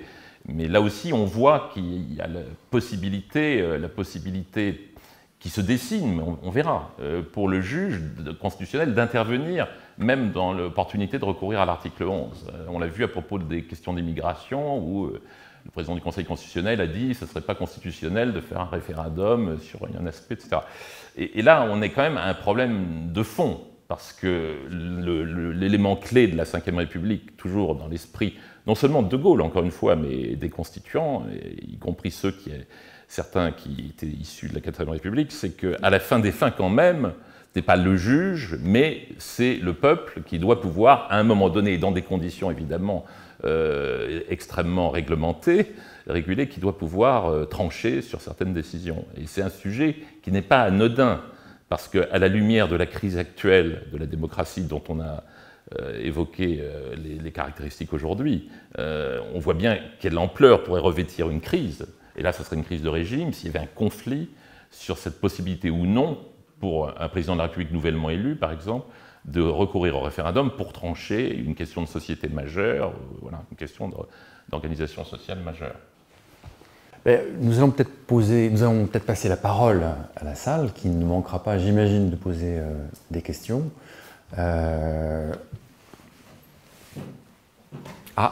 D'abord, excusez-moi, je vois Jean-Pierre, tu voulais poser une question. Oui, j'avais plusieurs questions à poser. D'abord à Arnaud Théossier. c'est dans son livre sur Charles de Gaulle, vous l'avez dit dans votre exposé, sur cette question précisément des institutions, mais plus largement. Parce qu'en lisant votre livre et en vous écoutant, vous soulignez d'ailleurs à juste titre le rôle central de l'État, d'une grande administration avec des fonctionnaires qui ont le sens du bien commun, disons-le comme ça. Vous insistez sur l'histoire longue du pays, sur la notion de grandeur, qui est aussi, et à un moment, vous parlez d'ailleurs de conception sacerdotale du gouvernement. Et en montrant comment De Gaulle baignait dans une forme de culture, notamment avec Péguy, une mystique, vous employez le mot même mystique. Alors je voudrais reprendre un peu la question qu'avait posée Dominique Schnapper. Que devient tout cela aujourd'hui? C'est la question qui est... Est-ce que vous pensez ou non qu'il existe encore des ressources au sein de la politique, mais je dirais plus largement au sein de la société? Enfin, par exemple, vous parlez à un moment, à propos de De Gaulle, une très belle formule, je crois que c'est de Hoffmann que vous citez, un jacobinisme dressé contre la décadence. Qu'en est-il aujourd'hui de ce jacobinisme dressé contre la décadence? Et alors tout cela, je dirais, ce n'est pas simplement les questions des institutions, mais des valeurs politiques. La façon, vous l'avez dit, qui est absolument décisive, dont on forme aujourd'hui le personnel politique par rapport à ce qu'il était, les parcours de vie et de formation de ce personnel politique aujourd'hui par rapport à ce qu'il a été antérieurement. Ça, c'est ma première question. Est-ce que vous pensez, oui ou non, je vais la poser un peu brutalement, qu'étant donné les évolutions sociétales depuis maintenant plus d'un demi-siècle, tout cela n'existe plus? Alors, juste pour une question à Dominique, c'est sur la question Dominique Schnapper, c'est sur la question d'universalité de la démocratie. Je vais poser un peu le problème brusquement. Est-ce que vous pensez que tous les peuples aspirent vraiment à la démocratie? J'en suis absolument pas persuadé. Deux questions se tiennent. Alors, non, mais ça ne veut pas dire du tout, je précise tout de suite mon point de vue, ça ne veut pas dire du tout que je suis contre la démocratie, l'idéal régulateur, mais entre le relativisme culturel, il existe bien un pluralisme des civilisations et des cultures qui fait que notre modèle européen, que je crois qu'il faut défendre, puisque vous parlez d'idéal, etc., mais je suis, pour ma part, très sceptique sur le fait que c'est une aspiration qui serait globale. Après tout, il y a des peuples qui n'ont pas forcément, et des civilisations qui ne raisonnent pas forcément dans ce cadre démocratique. Est-ce qu'on ne projette pas sur les autres peuples, les autres civilisations, nos propres conceptions? Ça ne veut pas dire, encore une fois, que ça ne reste pas un idéal régulateur. Et puis vous avez parlé à un moment donné des woke, de démocratie extrême, ce que je partage, mais... est-ce que vous pensez que les woke, c'est lié à une forme de dérèglement interne des idéaux démocratiques, ce qui ferait que malgré tout, ils auraient quelques bonnes intentions? Ou est-ce que vous pensez que c'est une détestation, ce que vous dites aussi, de l'Occident démocratique? Et cette détestation, elle n'est pas forcément liée à un dérèglement de la démocratie elle-même. Elle peut avoir sa propre substance, sa propre énergie, et là on verse vers le nihilisme. Alors,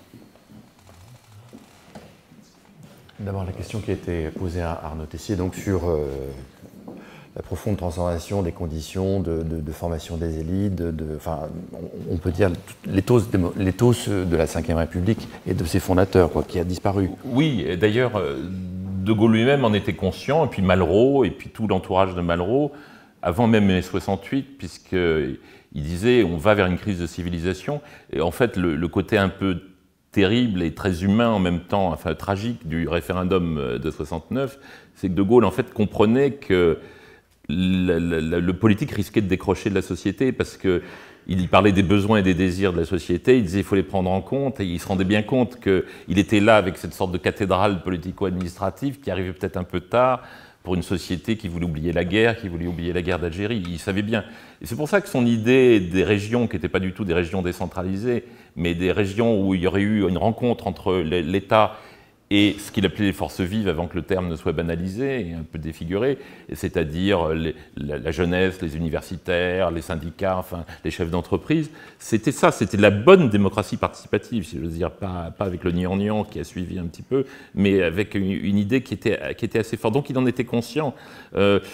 en fait, l'idée de De Gaulle, mais qui ne me paraît pas totalement démodée, parce que c'est vrai que notre société se fragmente, que les mentalités... Voilà, on voit bien. Mais c'est lié à un processus que Pierre Legendre a décrit dans toute son œuvre, le grand historien du droit, juriste, un processus de désinstitutionnalisation. On a désinstitutionnalisé le système de manière laborieuse et très efficace. Pour De Gaulle, le cœur de tout, c'était l'État, mais l'État, ce n'était pas seulement l'administration, c'était une sorte d'un ensemble de forces collectives qui devaient aider la société à s'organiser et à maintenir unie. L'idée de la participation, c'était ça. C'était pas du tout...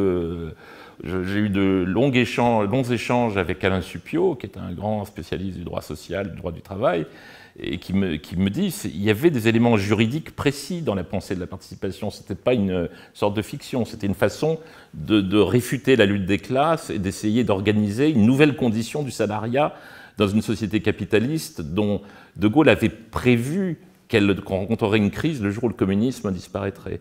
Donc c'est vrai que c'est un sujet colossal, c'est le sujet de notre civilisation même, et je pense qu'il ne faut pas baisser les bras, et que le pire de tout, ça serait de désinstitutionnaliser encore plus. À mon avis, il faut réinstitutionnaliser la société, redonner de la force à l'État, redonner de la force à nos institutions politiques, et redonner de la force à la formation de nos élites. Mais ce n'est pas le chemin qui est emprunté. Sur la question de l'universalité de l'aspiration à la démocratie. Je vais juste ajouter qu'il y a eu une mystique de la République, qui était un peu la transposition laïque de la mystique religieuse, qui a effectivement disparu au fil des décennies dans une société de plus en plus pratique, je dirais, enfin, quotidienne. Et donc, s'il y a eu une inspiration par une mystique dans la constitution de la Ve République, ce qui supposait quand même que, d'une certaine façon, l'élection transformait celui qui était élu. Et on a le sentiment maintenant que c'est totalement disparu, ce sentiment de, je veux dire, on dit Manu. Alors ça prenait des formes un peu ridicules, Monsieur le Président, etc. Mais en même temps, ça signifiait qu'il y avait une distinction. À partir du moment où quelqu'un était élu, il y avait une distinction par rapport à tous les autres. C'est ce qui restait un peu de la transposition mystique de l'inspiration. Et ça, c'est un phénomène qui a tout à fait...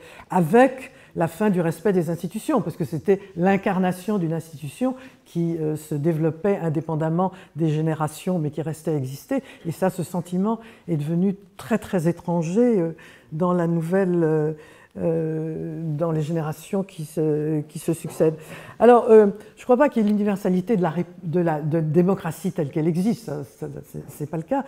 Je pense que se conjugue toujours à la fois une aspiration à la liberté et le sens de la servitude volontaire, et que les deux éléments font partie. Mais il y a eu des dissidents en Union soviétique, il y a des dissidents en Chine. Le peuple tunisien a eu une aspiration, non pas à la démocratie et les formes concrètes qu'elle a, mais à une certaine liberté. Je pense que se conjugue le plus souvent une aspiration à la liberté avec, chez d'autres, mais comme le peuple est tout de même toujours mené par ceux qui parlent en son nom, l'aspiration à la liberté correspond à quelque chose. Ça ne veut pas dire que ce soit la démocratie telle que nous l'avons connue. Alors je crois que dans le wokisme, il y a un dérèglement interne qui conduit à la détestation. Parce que le dérèglement interne, c'est au nom des valeurs démocratiques elles-mêmes qu'on condamne la démocratie. C'est au nom de l'égalité, d'une égalité parfaite qui n'a pas de sens, qu'on dénonce et on conteste les formes concrètes de la société. Et donc, au nom de la démocratie, il y a une détestation de la démocratie telle qu'elle existe. C'est-à-dire qu'au nom d'une idée démocratique, on déteste la réalité de ce qui peut être la démocratie, avec ses limites et ses... Et donc, il n'y a pas opposition entre les deux, mais il y a passage, je crois, de ce dérèglement à une détestation de la réalité au nom d'une idée impossible. Merci. Autre question ? Oui. Ma question porte, c'est plutôt pour Arnaud Tessier, ma question porte sur l'état de droit. Je voudrais revenir là-dessus. Notamment sur l'affaiblissement de la Constitution de la Ve République dont vous avez parlé. Il y a un des aspects de cet affaiblissement qui est lié à... De Gaulle avait prévu pour la Constitution que les magistrats étaient une autorité, non pas un pouvoir.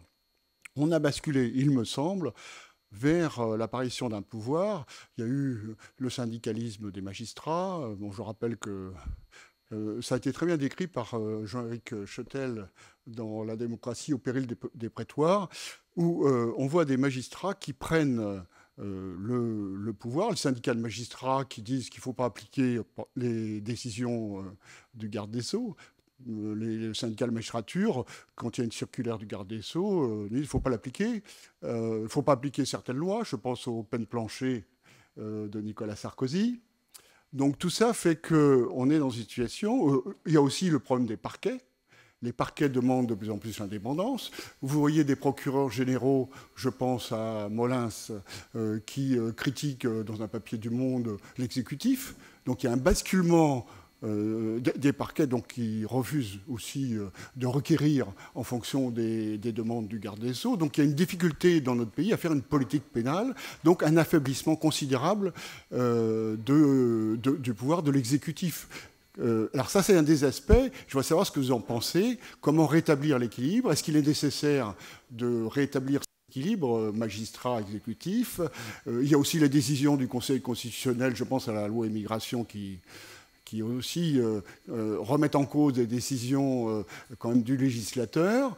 Elles peuvent être questionnées par le Conseil constitutionnel, mais il me semble que quelquefois on sort de la Constitution, on va sur le préambule, on va sur des éléments externes à la Constitution pour faire non pas simplement de la jurisprudence, mais de la législation. Voilà un petit peu ce que je pense. Je voudrais savoir ce que vous en pensez. Merci.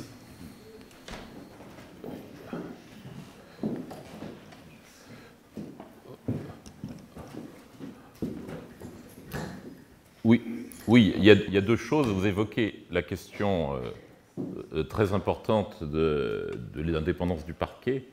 Ça, c'est un thème qu'a lancé, a repris à son compte Jacques Chirac, justement dans les années 1996, et qui hérissait déjà un certain nombre de personnes à l'époque, parce que autant la justice du siège, on considérait que c'était logique, mais effectivement, bon, ça c'est un sujet en soi qui correspond à une évolution qui était favorisée par les politiques, notamment après que Jacques Chirac, qui voulait annoncer quelque chose d'un peu spectaculaire lors de l'interview de Noël, je me souviens très bien de cet épisode, c'est un peu anecdotique, mais très révélateur. Voilà, c'est une évolution qui est à l'œuvre depuis 30 ans. Sur le juge en général, le juge constitutionnel, le juge administratif et le juge judiciaire, et c'est évoqué par Dominique Schnapper, c'est qu'ils se servent ou subissent ou se servent du juge supranational pour en réalité tordre le cou à un certain nombre de principes de gouvernement qui sont du droit interne. Et ça, c'est un sujet qui était perçu dès l'origine, parce que l'histoire de la Cour européenne des droits de l'homme, le mécanisme qui permettait de la faire entrer véritablement en vigueur en France, avait été bloqué à l'origine en 68 ou en 69, lors d'un conseil des ministres assez curieux, où Maurice Couve de Murville avait rapporté favorablement. Et c'est Jean Foyer qui était intervenu en disant non, parce que si on entre dans cette mécanique, ce sont des juges européens qui nous imposeront des choix non démocratiques. Et donc De Gaulle avait dit, dans ces conditions, non. Pompidou avait observé la même attitude, et c'est en 1974, à la faveur de l'intérim, qu'Alain Poher a fait passer véritablement ce dispositif dans le droit français. Voilà, c'est ça l'histoire. Et c'est quelque chose qui était perçu dès l'origine.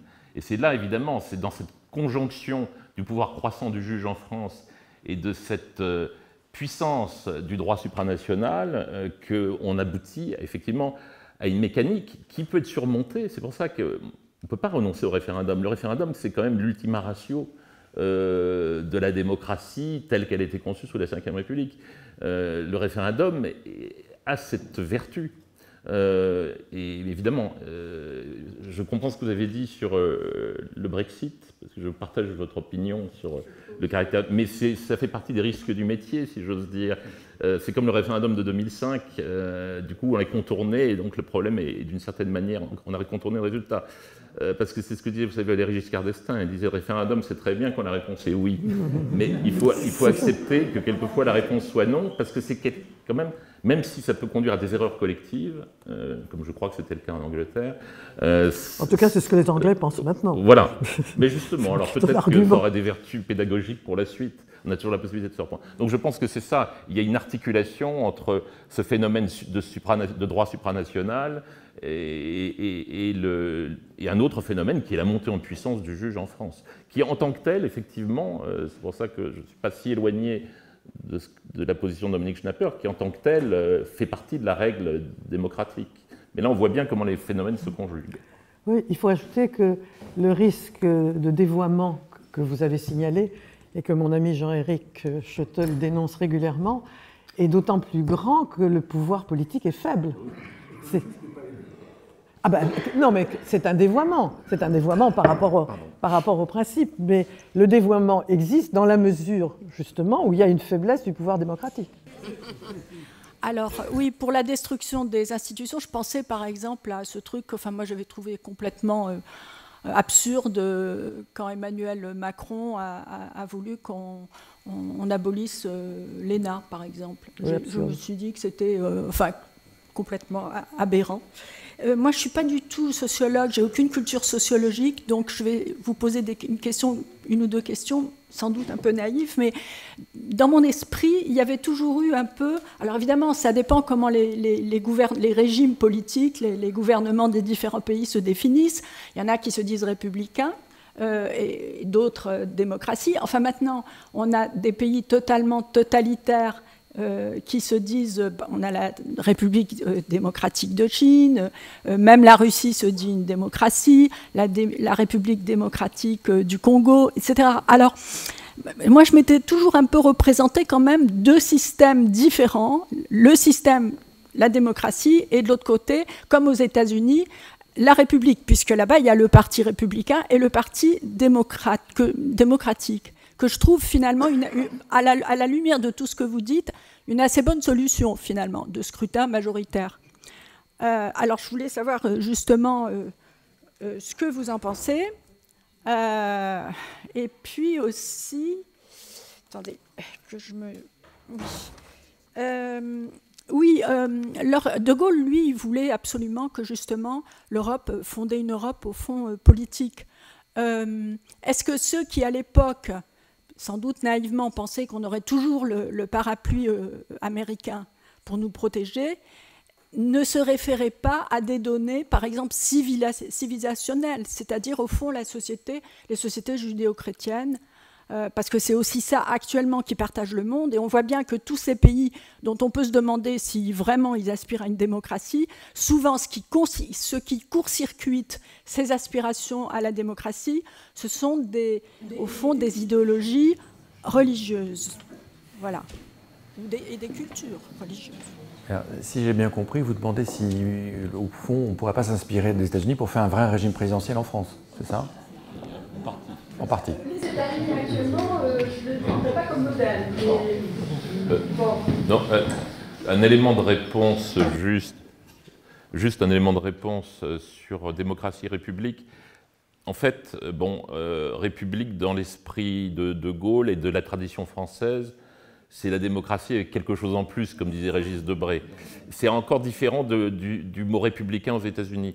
De Gaulle fait un discours en octobre 1944, 25 octobre 1944 à Alger, lorsque la libération du territoire a commencé, et il dit « Nous avons choisi la démocratie et la République ». Et il explique la démocratie, c'est les élections, c'est le suffrage universel, qu'il va étendre aux femmes d'ailleurs, puisqu'il va devenir vraiment le suffrage universel, etc. Et il dit la République, c'est l'État, c'est l'administration. Il dit donc il faut remettre des préfets pour bien affirmer que l'État est de retour et pour éviter accessoirement que les Alliés n'établissent un gouvernement militaire en France ou ne fassent circuler leur monnaie comme ils ont tenté de le faire. Donc ce sont les deux instruments de la souveraineté pour lui, c'est-à-dire le politique et puis ce qu'il appelle la res publica, la République, l'État, voilà. Et en réalité, donc c'est un peu différent du mot républicain tel qu'il est introduit aux États-Unis, mais c'est important effectivement cette idée que la France est à la fois une démocratie et une république, parce que pour De Gaulle, le fait d'avoir un État puissant, c'est-à-dire, disons le gros mot aujourd'hui, une administration puissante, un État qui est capable de planifier, qui est capable d'avoir une politique industrielle, pour lui, c'est un élément de la démocratie. Ce n'est pas simplement quelque chose qui est subordonné aux politiques, c'est subordonné aux politiques, mais c'est un élément de la démocratie parce que ça permet d'inscrire la vie de la démocratie dans la durée. C'est toujours cette idée qui est très constante chez De Gaulle, que la démocratie a besoin d'une armure. Et cette armure, ce n'est pas seulement les élections qui la lui donnent, ni même les juges. L'armure, c'est le fait d'avoir une sorte de substrat, d'État puissant qui agit dans la durée, qui est capable aussi d'agir dans les périodes d'urgence en cas de crise. Enfin, tout ce que nous avons vu à l'œuvre, il y avait quand même quelques beaux restes au moment de la crise du Covid. C'est ça, c'est l'idée de l'État armé. Et c'est ça, la République, pour lui, c'est la res publica. C'est une dimension de la démocratie à la française. Est-ce que je peux juste ajouter bien sûr. C'est des termes dont il faut se méfier, hein, parce qu'il y a une utilisation politique. La DDR, n'est-ce pas, c'était donc toutes les démocraties populaires s'appelaient démocratiques. Donc il faut préciser, c'est le genre de mots sur lesquels il faut préciser dans quel sens on les utilise, parce que ce sont devenus des slogans politiques qui ne correspondent pas toujours au minimum d'analyse. Donc je pense que là, il y a eu un éclaircissement sur la conception gaullienne et de la démocratie gaulienne, gaulliste, les deux, de la démocratie et de la République. Mais le Parti démocrate et le Parti républicain ont eu des positions inversées dans l'histoire des États-Unis. Ils ne représentent pas une conception différente de la société américaine. Ce que nous appelons gauche et droite, ils ont été successivement à gauche et à droite, et dans le nord des États-Unis, ce n'est pas la même chose que dans le sud. Enfin, voilà. Donc il faut chaque fois dire ce qu'on veut dire si on veut dépasser comme simplement libéral, le slogan. C'est comme le mot libéral qui n'a pas le même sens, qui couvre libéralisme politique et libéralisme économique, où il y a des liens bien entendu, mais ce n'est pas la même chose. Plus aux États-Unis, ça veut dire en gros la sensibilité de gauche, enfin le centre-gauche, comme on appelle. Donc il faut se méfier de ces termes. Bien qu'on investit dans un micro. Si c'est un commentaire ou une question, mais j'aimerais beaucoup avoir vos éclaircissements sur la constitution du gouvernement avec des dénominations de ministères qui font appel à la charité publique plus qu'à l'action politique, et puis sur la formation des ministres qui sont un peu des ectoplasmes pour le citoyen moyen que je suis, où on voit passer des gens dont on ignore le nom et qui disparaissent. Alors, est-ce que c'est une spécificité de M. Macron qui a du mal à supporter les personnalités un peu trop fortes, ou bien est-ce que c'est dans l'air du temps, dans ce que vous décelez comme tendance longue? C'est à vous que l'édition s'adresse. Je sais pas. Il y a un fait général qui est l'affaiblissement, encore une fois, du rôle du Premier ministre et donc par voie de conséquence de la force de l'équipe gouvernementale. Je pense que là aussi, il y a quand même... je ne veux pas être particulièrement critique sur Nicolas Sarkozy, qui par ailleurs avait des idées assez justes, à mon avis, sur un certain nombre de choses, mais c'est sous la présidence Sarkozy qu'on a vu apparaître cette idée qu'obtenir un ministère, c'était une récompense, et le perdre, une punition. Je pense que, sans revenir sur la question de la conception sacerdotale, dans une démocratie bien réglée, être ministre, ça devrait être plutôt une grande souffrance qu'une grande jouissance, et ça traduit peut-être une sorte de... Et puis le fait aussi... le temps qu'on a commencé à mettre pour constituer les gouvernements. Alors qu'autrefois, les gouvernements étaient constitués très vite. Même quand il y a des majorités écrasantes, dans l'histoire des 20 dernières années, même quand il y a eu des majorités écrasantes, il a fallu un temps fou et puis parce que c'est devenu très compliqué, parce qu'il faut tant de femmes par rapport à tant d'hommes, il faut telle tendance par rapport à tel minuscule parti, etc., etc. Donc forcément, à la fin, vous avez un certain anonymat qui en résulte. Voilà, c'est mon interprétation. Et puis des équipes assez pléthoriques aussi. Oui. Sans compter que les gens importants préparent la présidentielle dans 3 ans.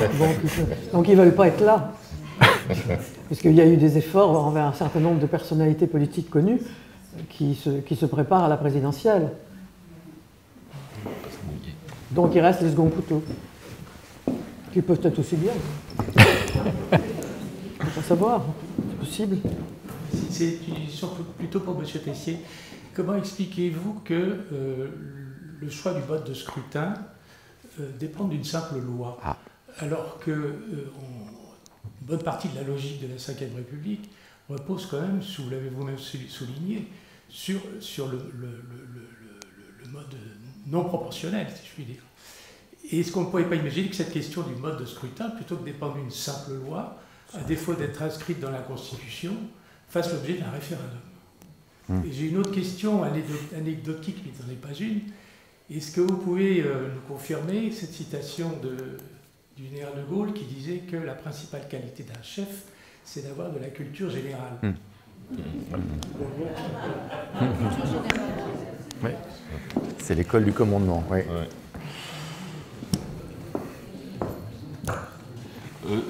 Sur la première question, en fait, oui, ça avait été évoqué, l'idée de le mettre dans la Constitution, mais on avait quand même l'idée que le mode de scrutin, il peut y avoir des aménagements. À un moment donné, d'ailleurs, de Gaulle avait préféré le proportionnel en 1945, parce que, pour éviter que le Parti communiste quand même arrive à un trop grand degré de puissance.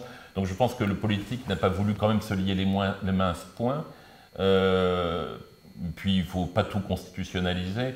Et par ailleurs, je pense que les vertus du scrutin majoritaire se sont apparues avec d'autant plus de force que l'existence de la Ve République s'affirmait. Donc c'est à mon avis. Mais il n'en reste pas moins, même si c'est une simple loi, je ne sais pas, moi je sens quand même, parce que ça revient tout le temps cette idée, que le politique qui cède sur beaucoup de choses assez facilement, il hésite un petit peu.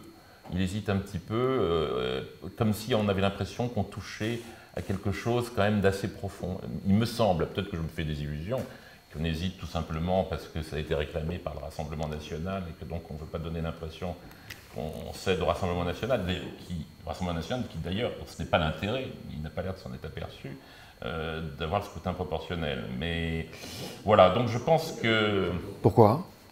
Parce que clairement, le scrutin majoritaire le favorise, parce qu'il y a une dynamique électorale. Enfin, moi, c'est mon analyse, je ne suis pas le seul à le penser. Et le scrutin majoritaire à un tour, qu'aurait souhaité, comme les Anglais, qu'aurait souhaité Michel Debré, aurait aussi des effets assez radicaux. C'était le vœu de Michel Debré.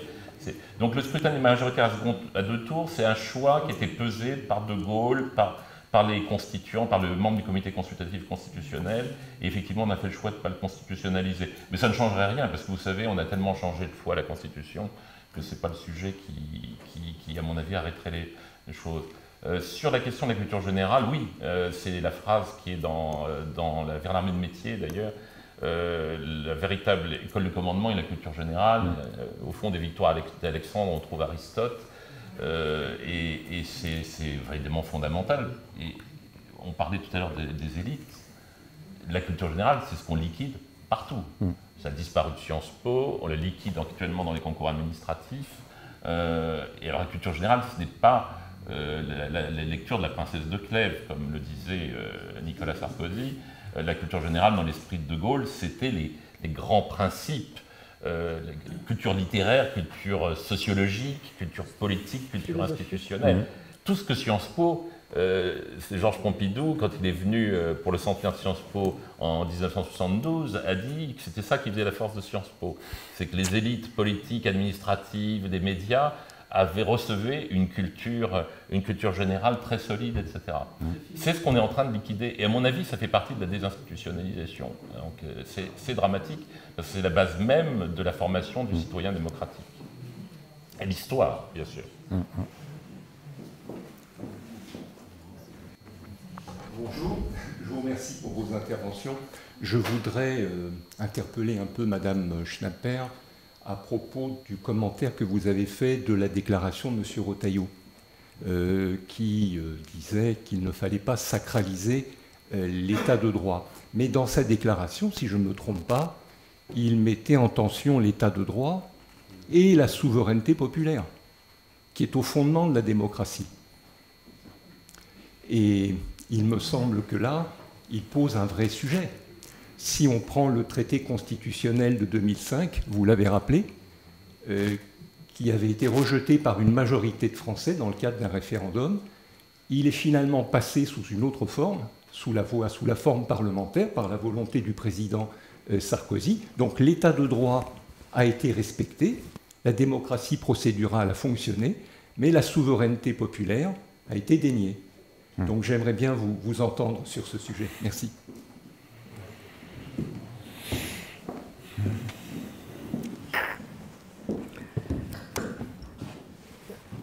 Pour dire la vérité, je n'ai pas lu d'assez près le propos de M. Retailleau pour savoir s'il était aussi élaboré que le vôtre. Il est resté le problème du rapport entre le principe de l'état de droit et la souveraineté populaire, qui peuvent ne pas coïncider. Ça fait partie des... On a dit tout à l'heure qu'il y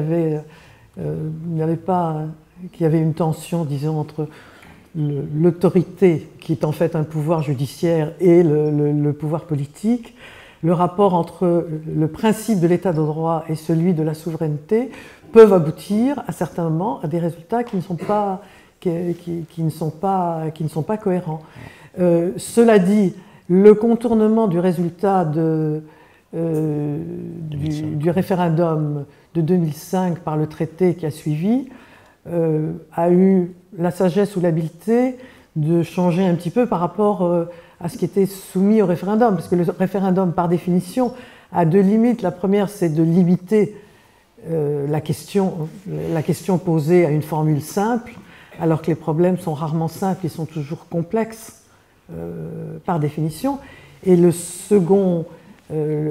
seconde limite, c'est que quand le peuple a parlé, c'est très difficile de corriger, parce que justement, le peuple a parlé. On peut toujours revenir...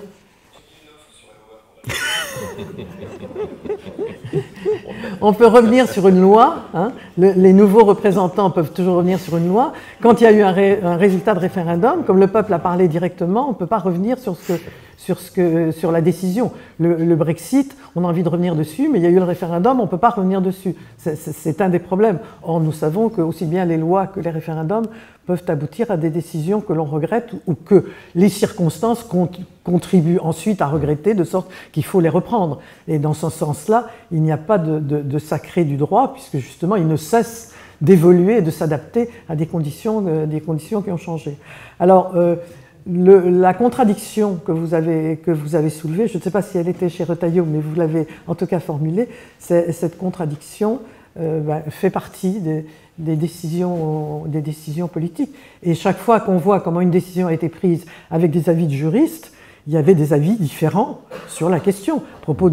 À propos de l'article 11 et du passage par l'article 89, les juristes, il y a eu une majorité dans un certain sens, mais il y avait une minorité très forte qui défendait la décision. Enfin, il y a toujours débat. La vérité juridique est tout de même la vérité d'un moment, souvent majoritaire, et qui n'est pas absolue, avec les contradictions de la vie humaine, et celle que vous avez mentionnée en est une. Je crois qu'un des points forts de la Ve République, c'était constitutionnellement le rôle des partis. Or, le moins qu'on puisse dire aujourd'hui, c'est que les partis connaissent une crise et sont dans un état de décapottage. Je ne vais pas, par charité, les prendre un par un, mais même les partis qui se sont renforcés, comme LFI ou le Rassemblement national, ont été obligés d'aller puiser pour avoir des candidats dans les bas-fonds, et on en a des exemples tous les jours. Donc j'aimerais savoir comment vous analysez la crise des partis politiques à l'heure actuelle. Est-ce une conséquence de la crise de la démocratie ou une cause? Et est-ce que la solution viendra d'un renouvellement et d'une reconfiguration des partis politiques? Je pense que c'est à la fois, comme toujours, à la fois cause et effet d'une dégradation de la mystique politique qui fait que d'obtenir un poste politique ne représente pas la même... J'ai vu sur les générations différentes, j'ai connu la génération où les grands esprits rêvaient du Collège de France. Ensuite, ils ont rêvé de l'ENA et de devenir président de la République. Et maintenant, ils rêvent de faire des affaires. Il y a une conception de ce qui est important dans la vie qui a beaucoup changé. Moi, ce qui me frappe, c'est l'affaiblissement intellectuel des partis politiques. Les partis politiques étaient un lieu de débat, de création d'opinions, de relations et d'échanges avec la vie intellectuelle. Et de même que Sciences Po n'a plus de vie intellectuelle, les partis politiques n'ont plus de vie intellectuelle non plus. Ça va ensemble. Et l'ensemble de ces dimensions réagissent les unes sur les autres. Mais la République représentative suppose des partis politiques qui organisent le débat public et qui ne soient pas simplement des écuries présidentielles, mais des lieux de fabrication d'un esprit public et des débats publics qui constituent la démocratie. Et donc la décadence intellectuelle des partis, conjuguée avec la désacralisation des positions politiques, aboutit à ce que vous décrivez. Arnaud Tessier, vous avez peut-être un mot à ajouter? Oui, je pense qu'effectivement c'est une perte de substance. On peut prendre un exemple que je connais un petit peu mieux que les autres, qui est l'évolution de ce qu'on a appelé à un moment donné, un peu moins aujourd'hui, la droite et le centre.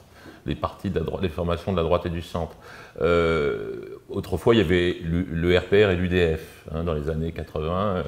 Bon, le RPR était ce qu'il était, mais il s'inscrivait dans une certaine tradition gaulienne, etc. Jusqu'à un certain point, mais quand même. Et puis, il y avait une sensibilité plus européenne et libérale. Et tout cet ensemble faisait une alliance qui ratissait large. Et puis, il y a eu la tentation, à l'initiative de Jacques Chirac, d'Alain Juppé, une tentation qui est devenue une réalité, de faire une seule formation. Le débat s'est noué à la fin des années 90, d'ailleurs. Je me souviens, il y a même eu il y a eu un échange d'articles entre Jean d'Ormesson, qui disait qu'il faut une formation unique de la droite, et Philippe Séguin qui disait non, c'est une erreur, parce qu'il va y avoir une sorte d'évidement vers le centre. Et c'est ce qui s'est passé en réalité. Vous avez eu l'UMP qui est devenue une machine électorale pour la présidentielle, et qui aboutit à une sorte de choses un peu molles et incertaines sur le plan idéologique, si bien que vous avez eu une hémorragie d'électeurs qui sont partis vers d'autres horizons. Et la gauche a subi un phénomène un peu analogue. Donc il y a eu une sorte de perte de substance, j'ose même pas dire idéologique, mais dans la formulation des idées, des programmes, dans la vision du pays aussi. C'est ça qui fait tragiquement défaut aux partis politiques aujourd'hui. Ils n'ont pas de vision du pays. Le maître mot, c'est quand même incroyable, c'est un objectif très louable. Le maître mot aujourd'hui de tous les hommes politiques, c'est améliorer la vie quotidienne des Français. Comment voulez-vous entraîner un peuple avec ce seul slogan? C'est important d'améliorer la vie quotidienne des Français. Enfin, il faut un petit peu plus pour affronter tout ce qu'on nous décrit et qui est réel, comme le choc écologique, etc. C'est plutôt un moyen qu'une fin. Oui, deux questions. La première, c'est ne pensez-vous pas qu'un des problèmes qu'on rencontre aujourd'hui soit le fait qu'on soit devenu un peuple d'individus plutôt qu'un peuple de citoyens? Vous repreniez l'expression tout à l'heure des citoyens. Je mets en doute le fait que nous soyons des citoyens de moins en moins. À mon avis, on devient de moins en moins des citoyens et beaucoup plus des individus. Ça, c'est la première remarque. Et ça, c'est un glissement dont certains penseront qu'il est positif. Je pense qu'il est tout à fait délétère, mais parfois pour de bonnes raisons. Ça, c'était la première remarque. Et la deuxième remarque, qu'on soit individu ou citoyen, le problème n'était pas le fait qu'aujourd'hui, nous sommes seuls face à l'avenir. Quand j'étais jeune, quoi qu'on en pense, avec les effets positifs ou négatifs, nous avions le récit de l'Église catholique, qu'on en pense du bien ou du mal. On avait le récit du communisme, qu'on en pense du bien ou du mal. Aujourd'hui, on se retrouve avec à peu près rien, et avec une élite, comme vous le disiez tout de suite, je vais reprendre vos mots, une élite qui n'est plus qu'une élite gestionnaire du quotidien. Je ne sais pas si je suis clair. Oh, très clair. La réponse dans la question.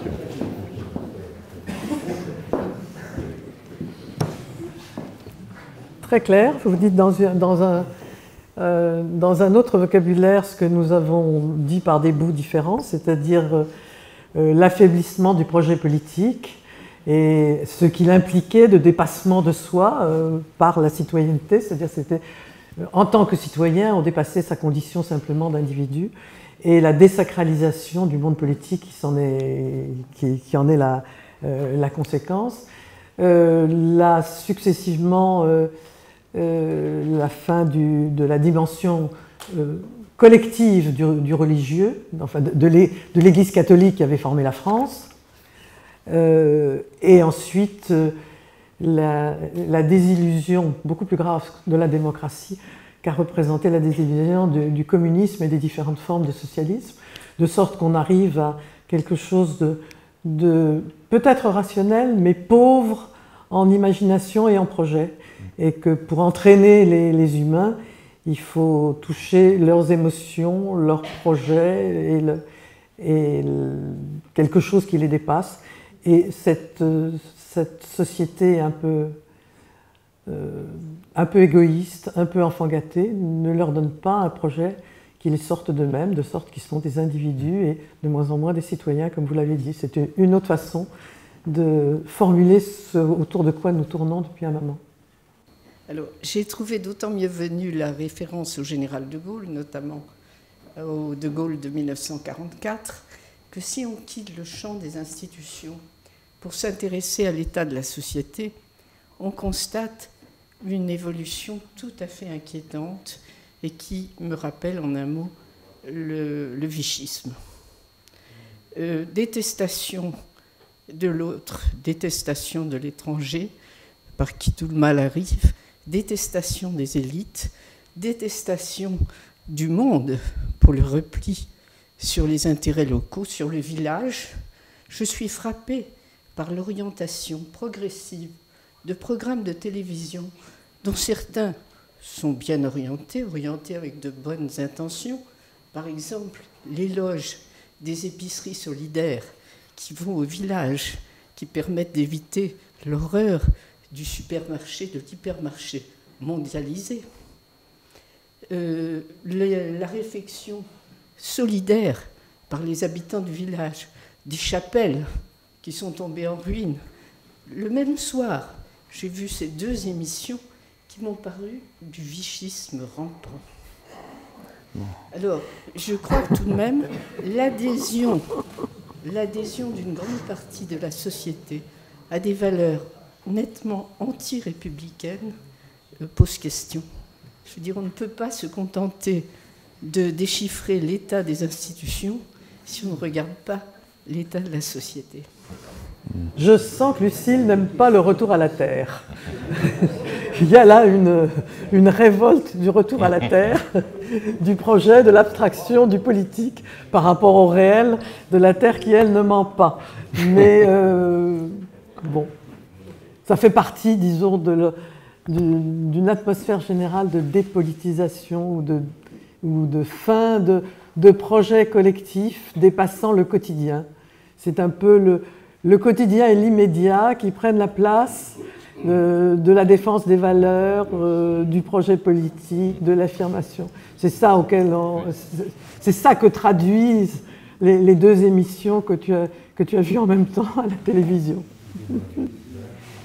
Oui, le titre que j'ai donné à mon livre, L'angoisse et la grandeur, qui sont des termes que j'ai pris à De Gaulle, c'est tout à fait ça. C'est-à-dire qu'en réalité, ce que disait aussi l'intervenant tout à l'heure, il y a une angoisse qui imprègne nos sociétés, la nôtre en particulier, une angoisse, la peur, la perte de ce même la disparition des idéologies, du religieux, enfin pas de toutes les religions, mais en tout cas la perte d'un certain nombre de choses et De Gaulle le disait, c'est Noël 45 qui dit aux Français, c'est l'angoisse qui nous a divisés, qui nous a déchirés, et dont profitaient ceux qui à la fois l'ennemi qui nous a envahis et ceux qui nous ont gouvernés pendant l'occupation. C'est cette angoisse à laquelle il faut porter remède, et d'où l'idée de la grandeur, qui n'est pas, c'est pas un mot rhétorique, c'est pas la France est superbe, on est très puissant, etc. Ce n'est pas ça la grandeur pour De Gaulle. La grandeur, c'est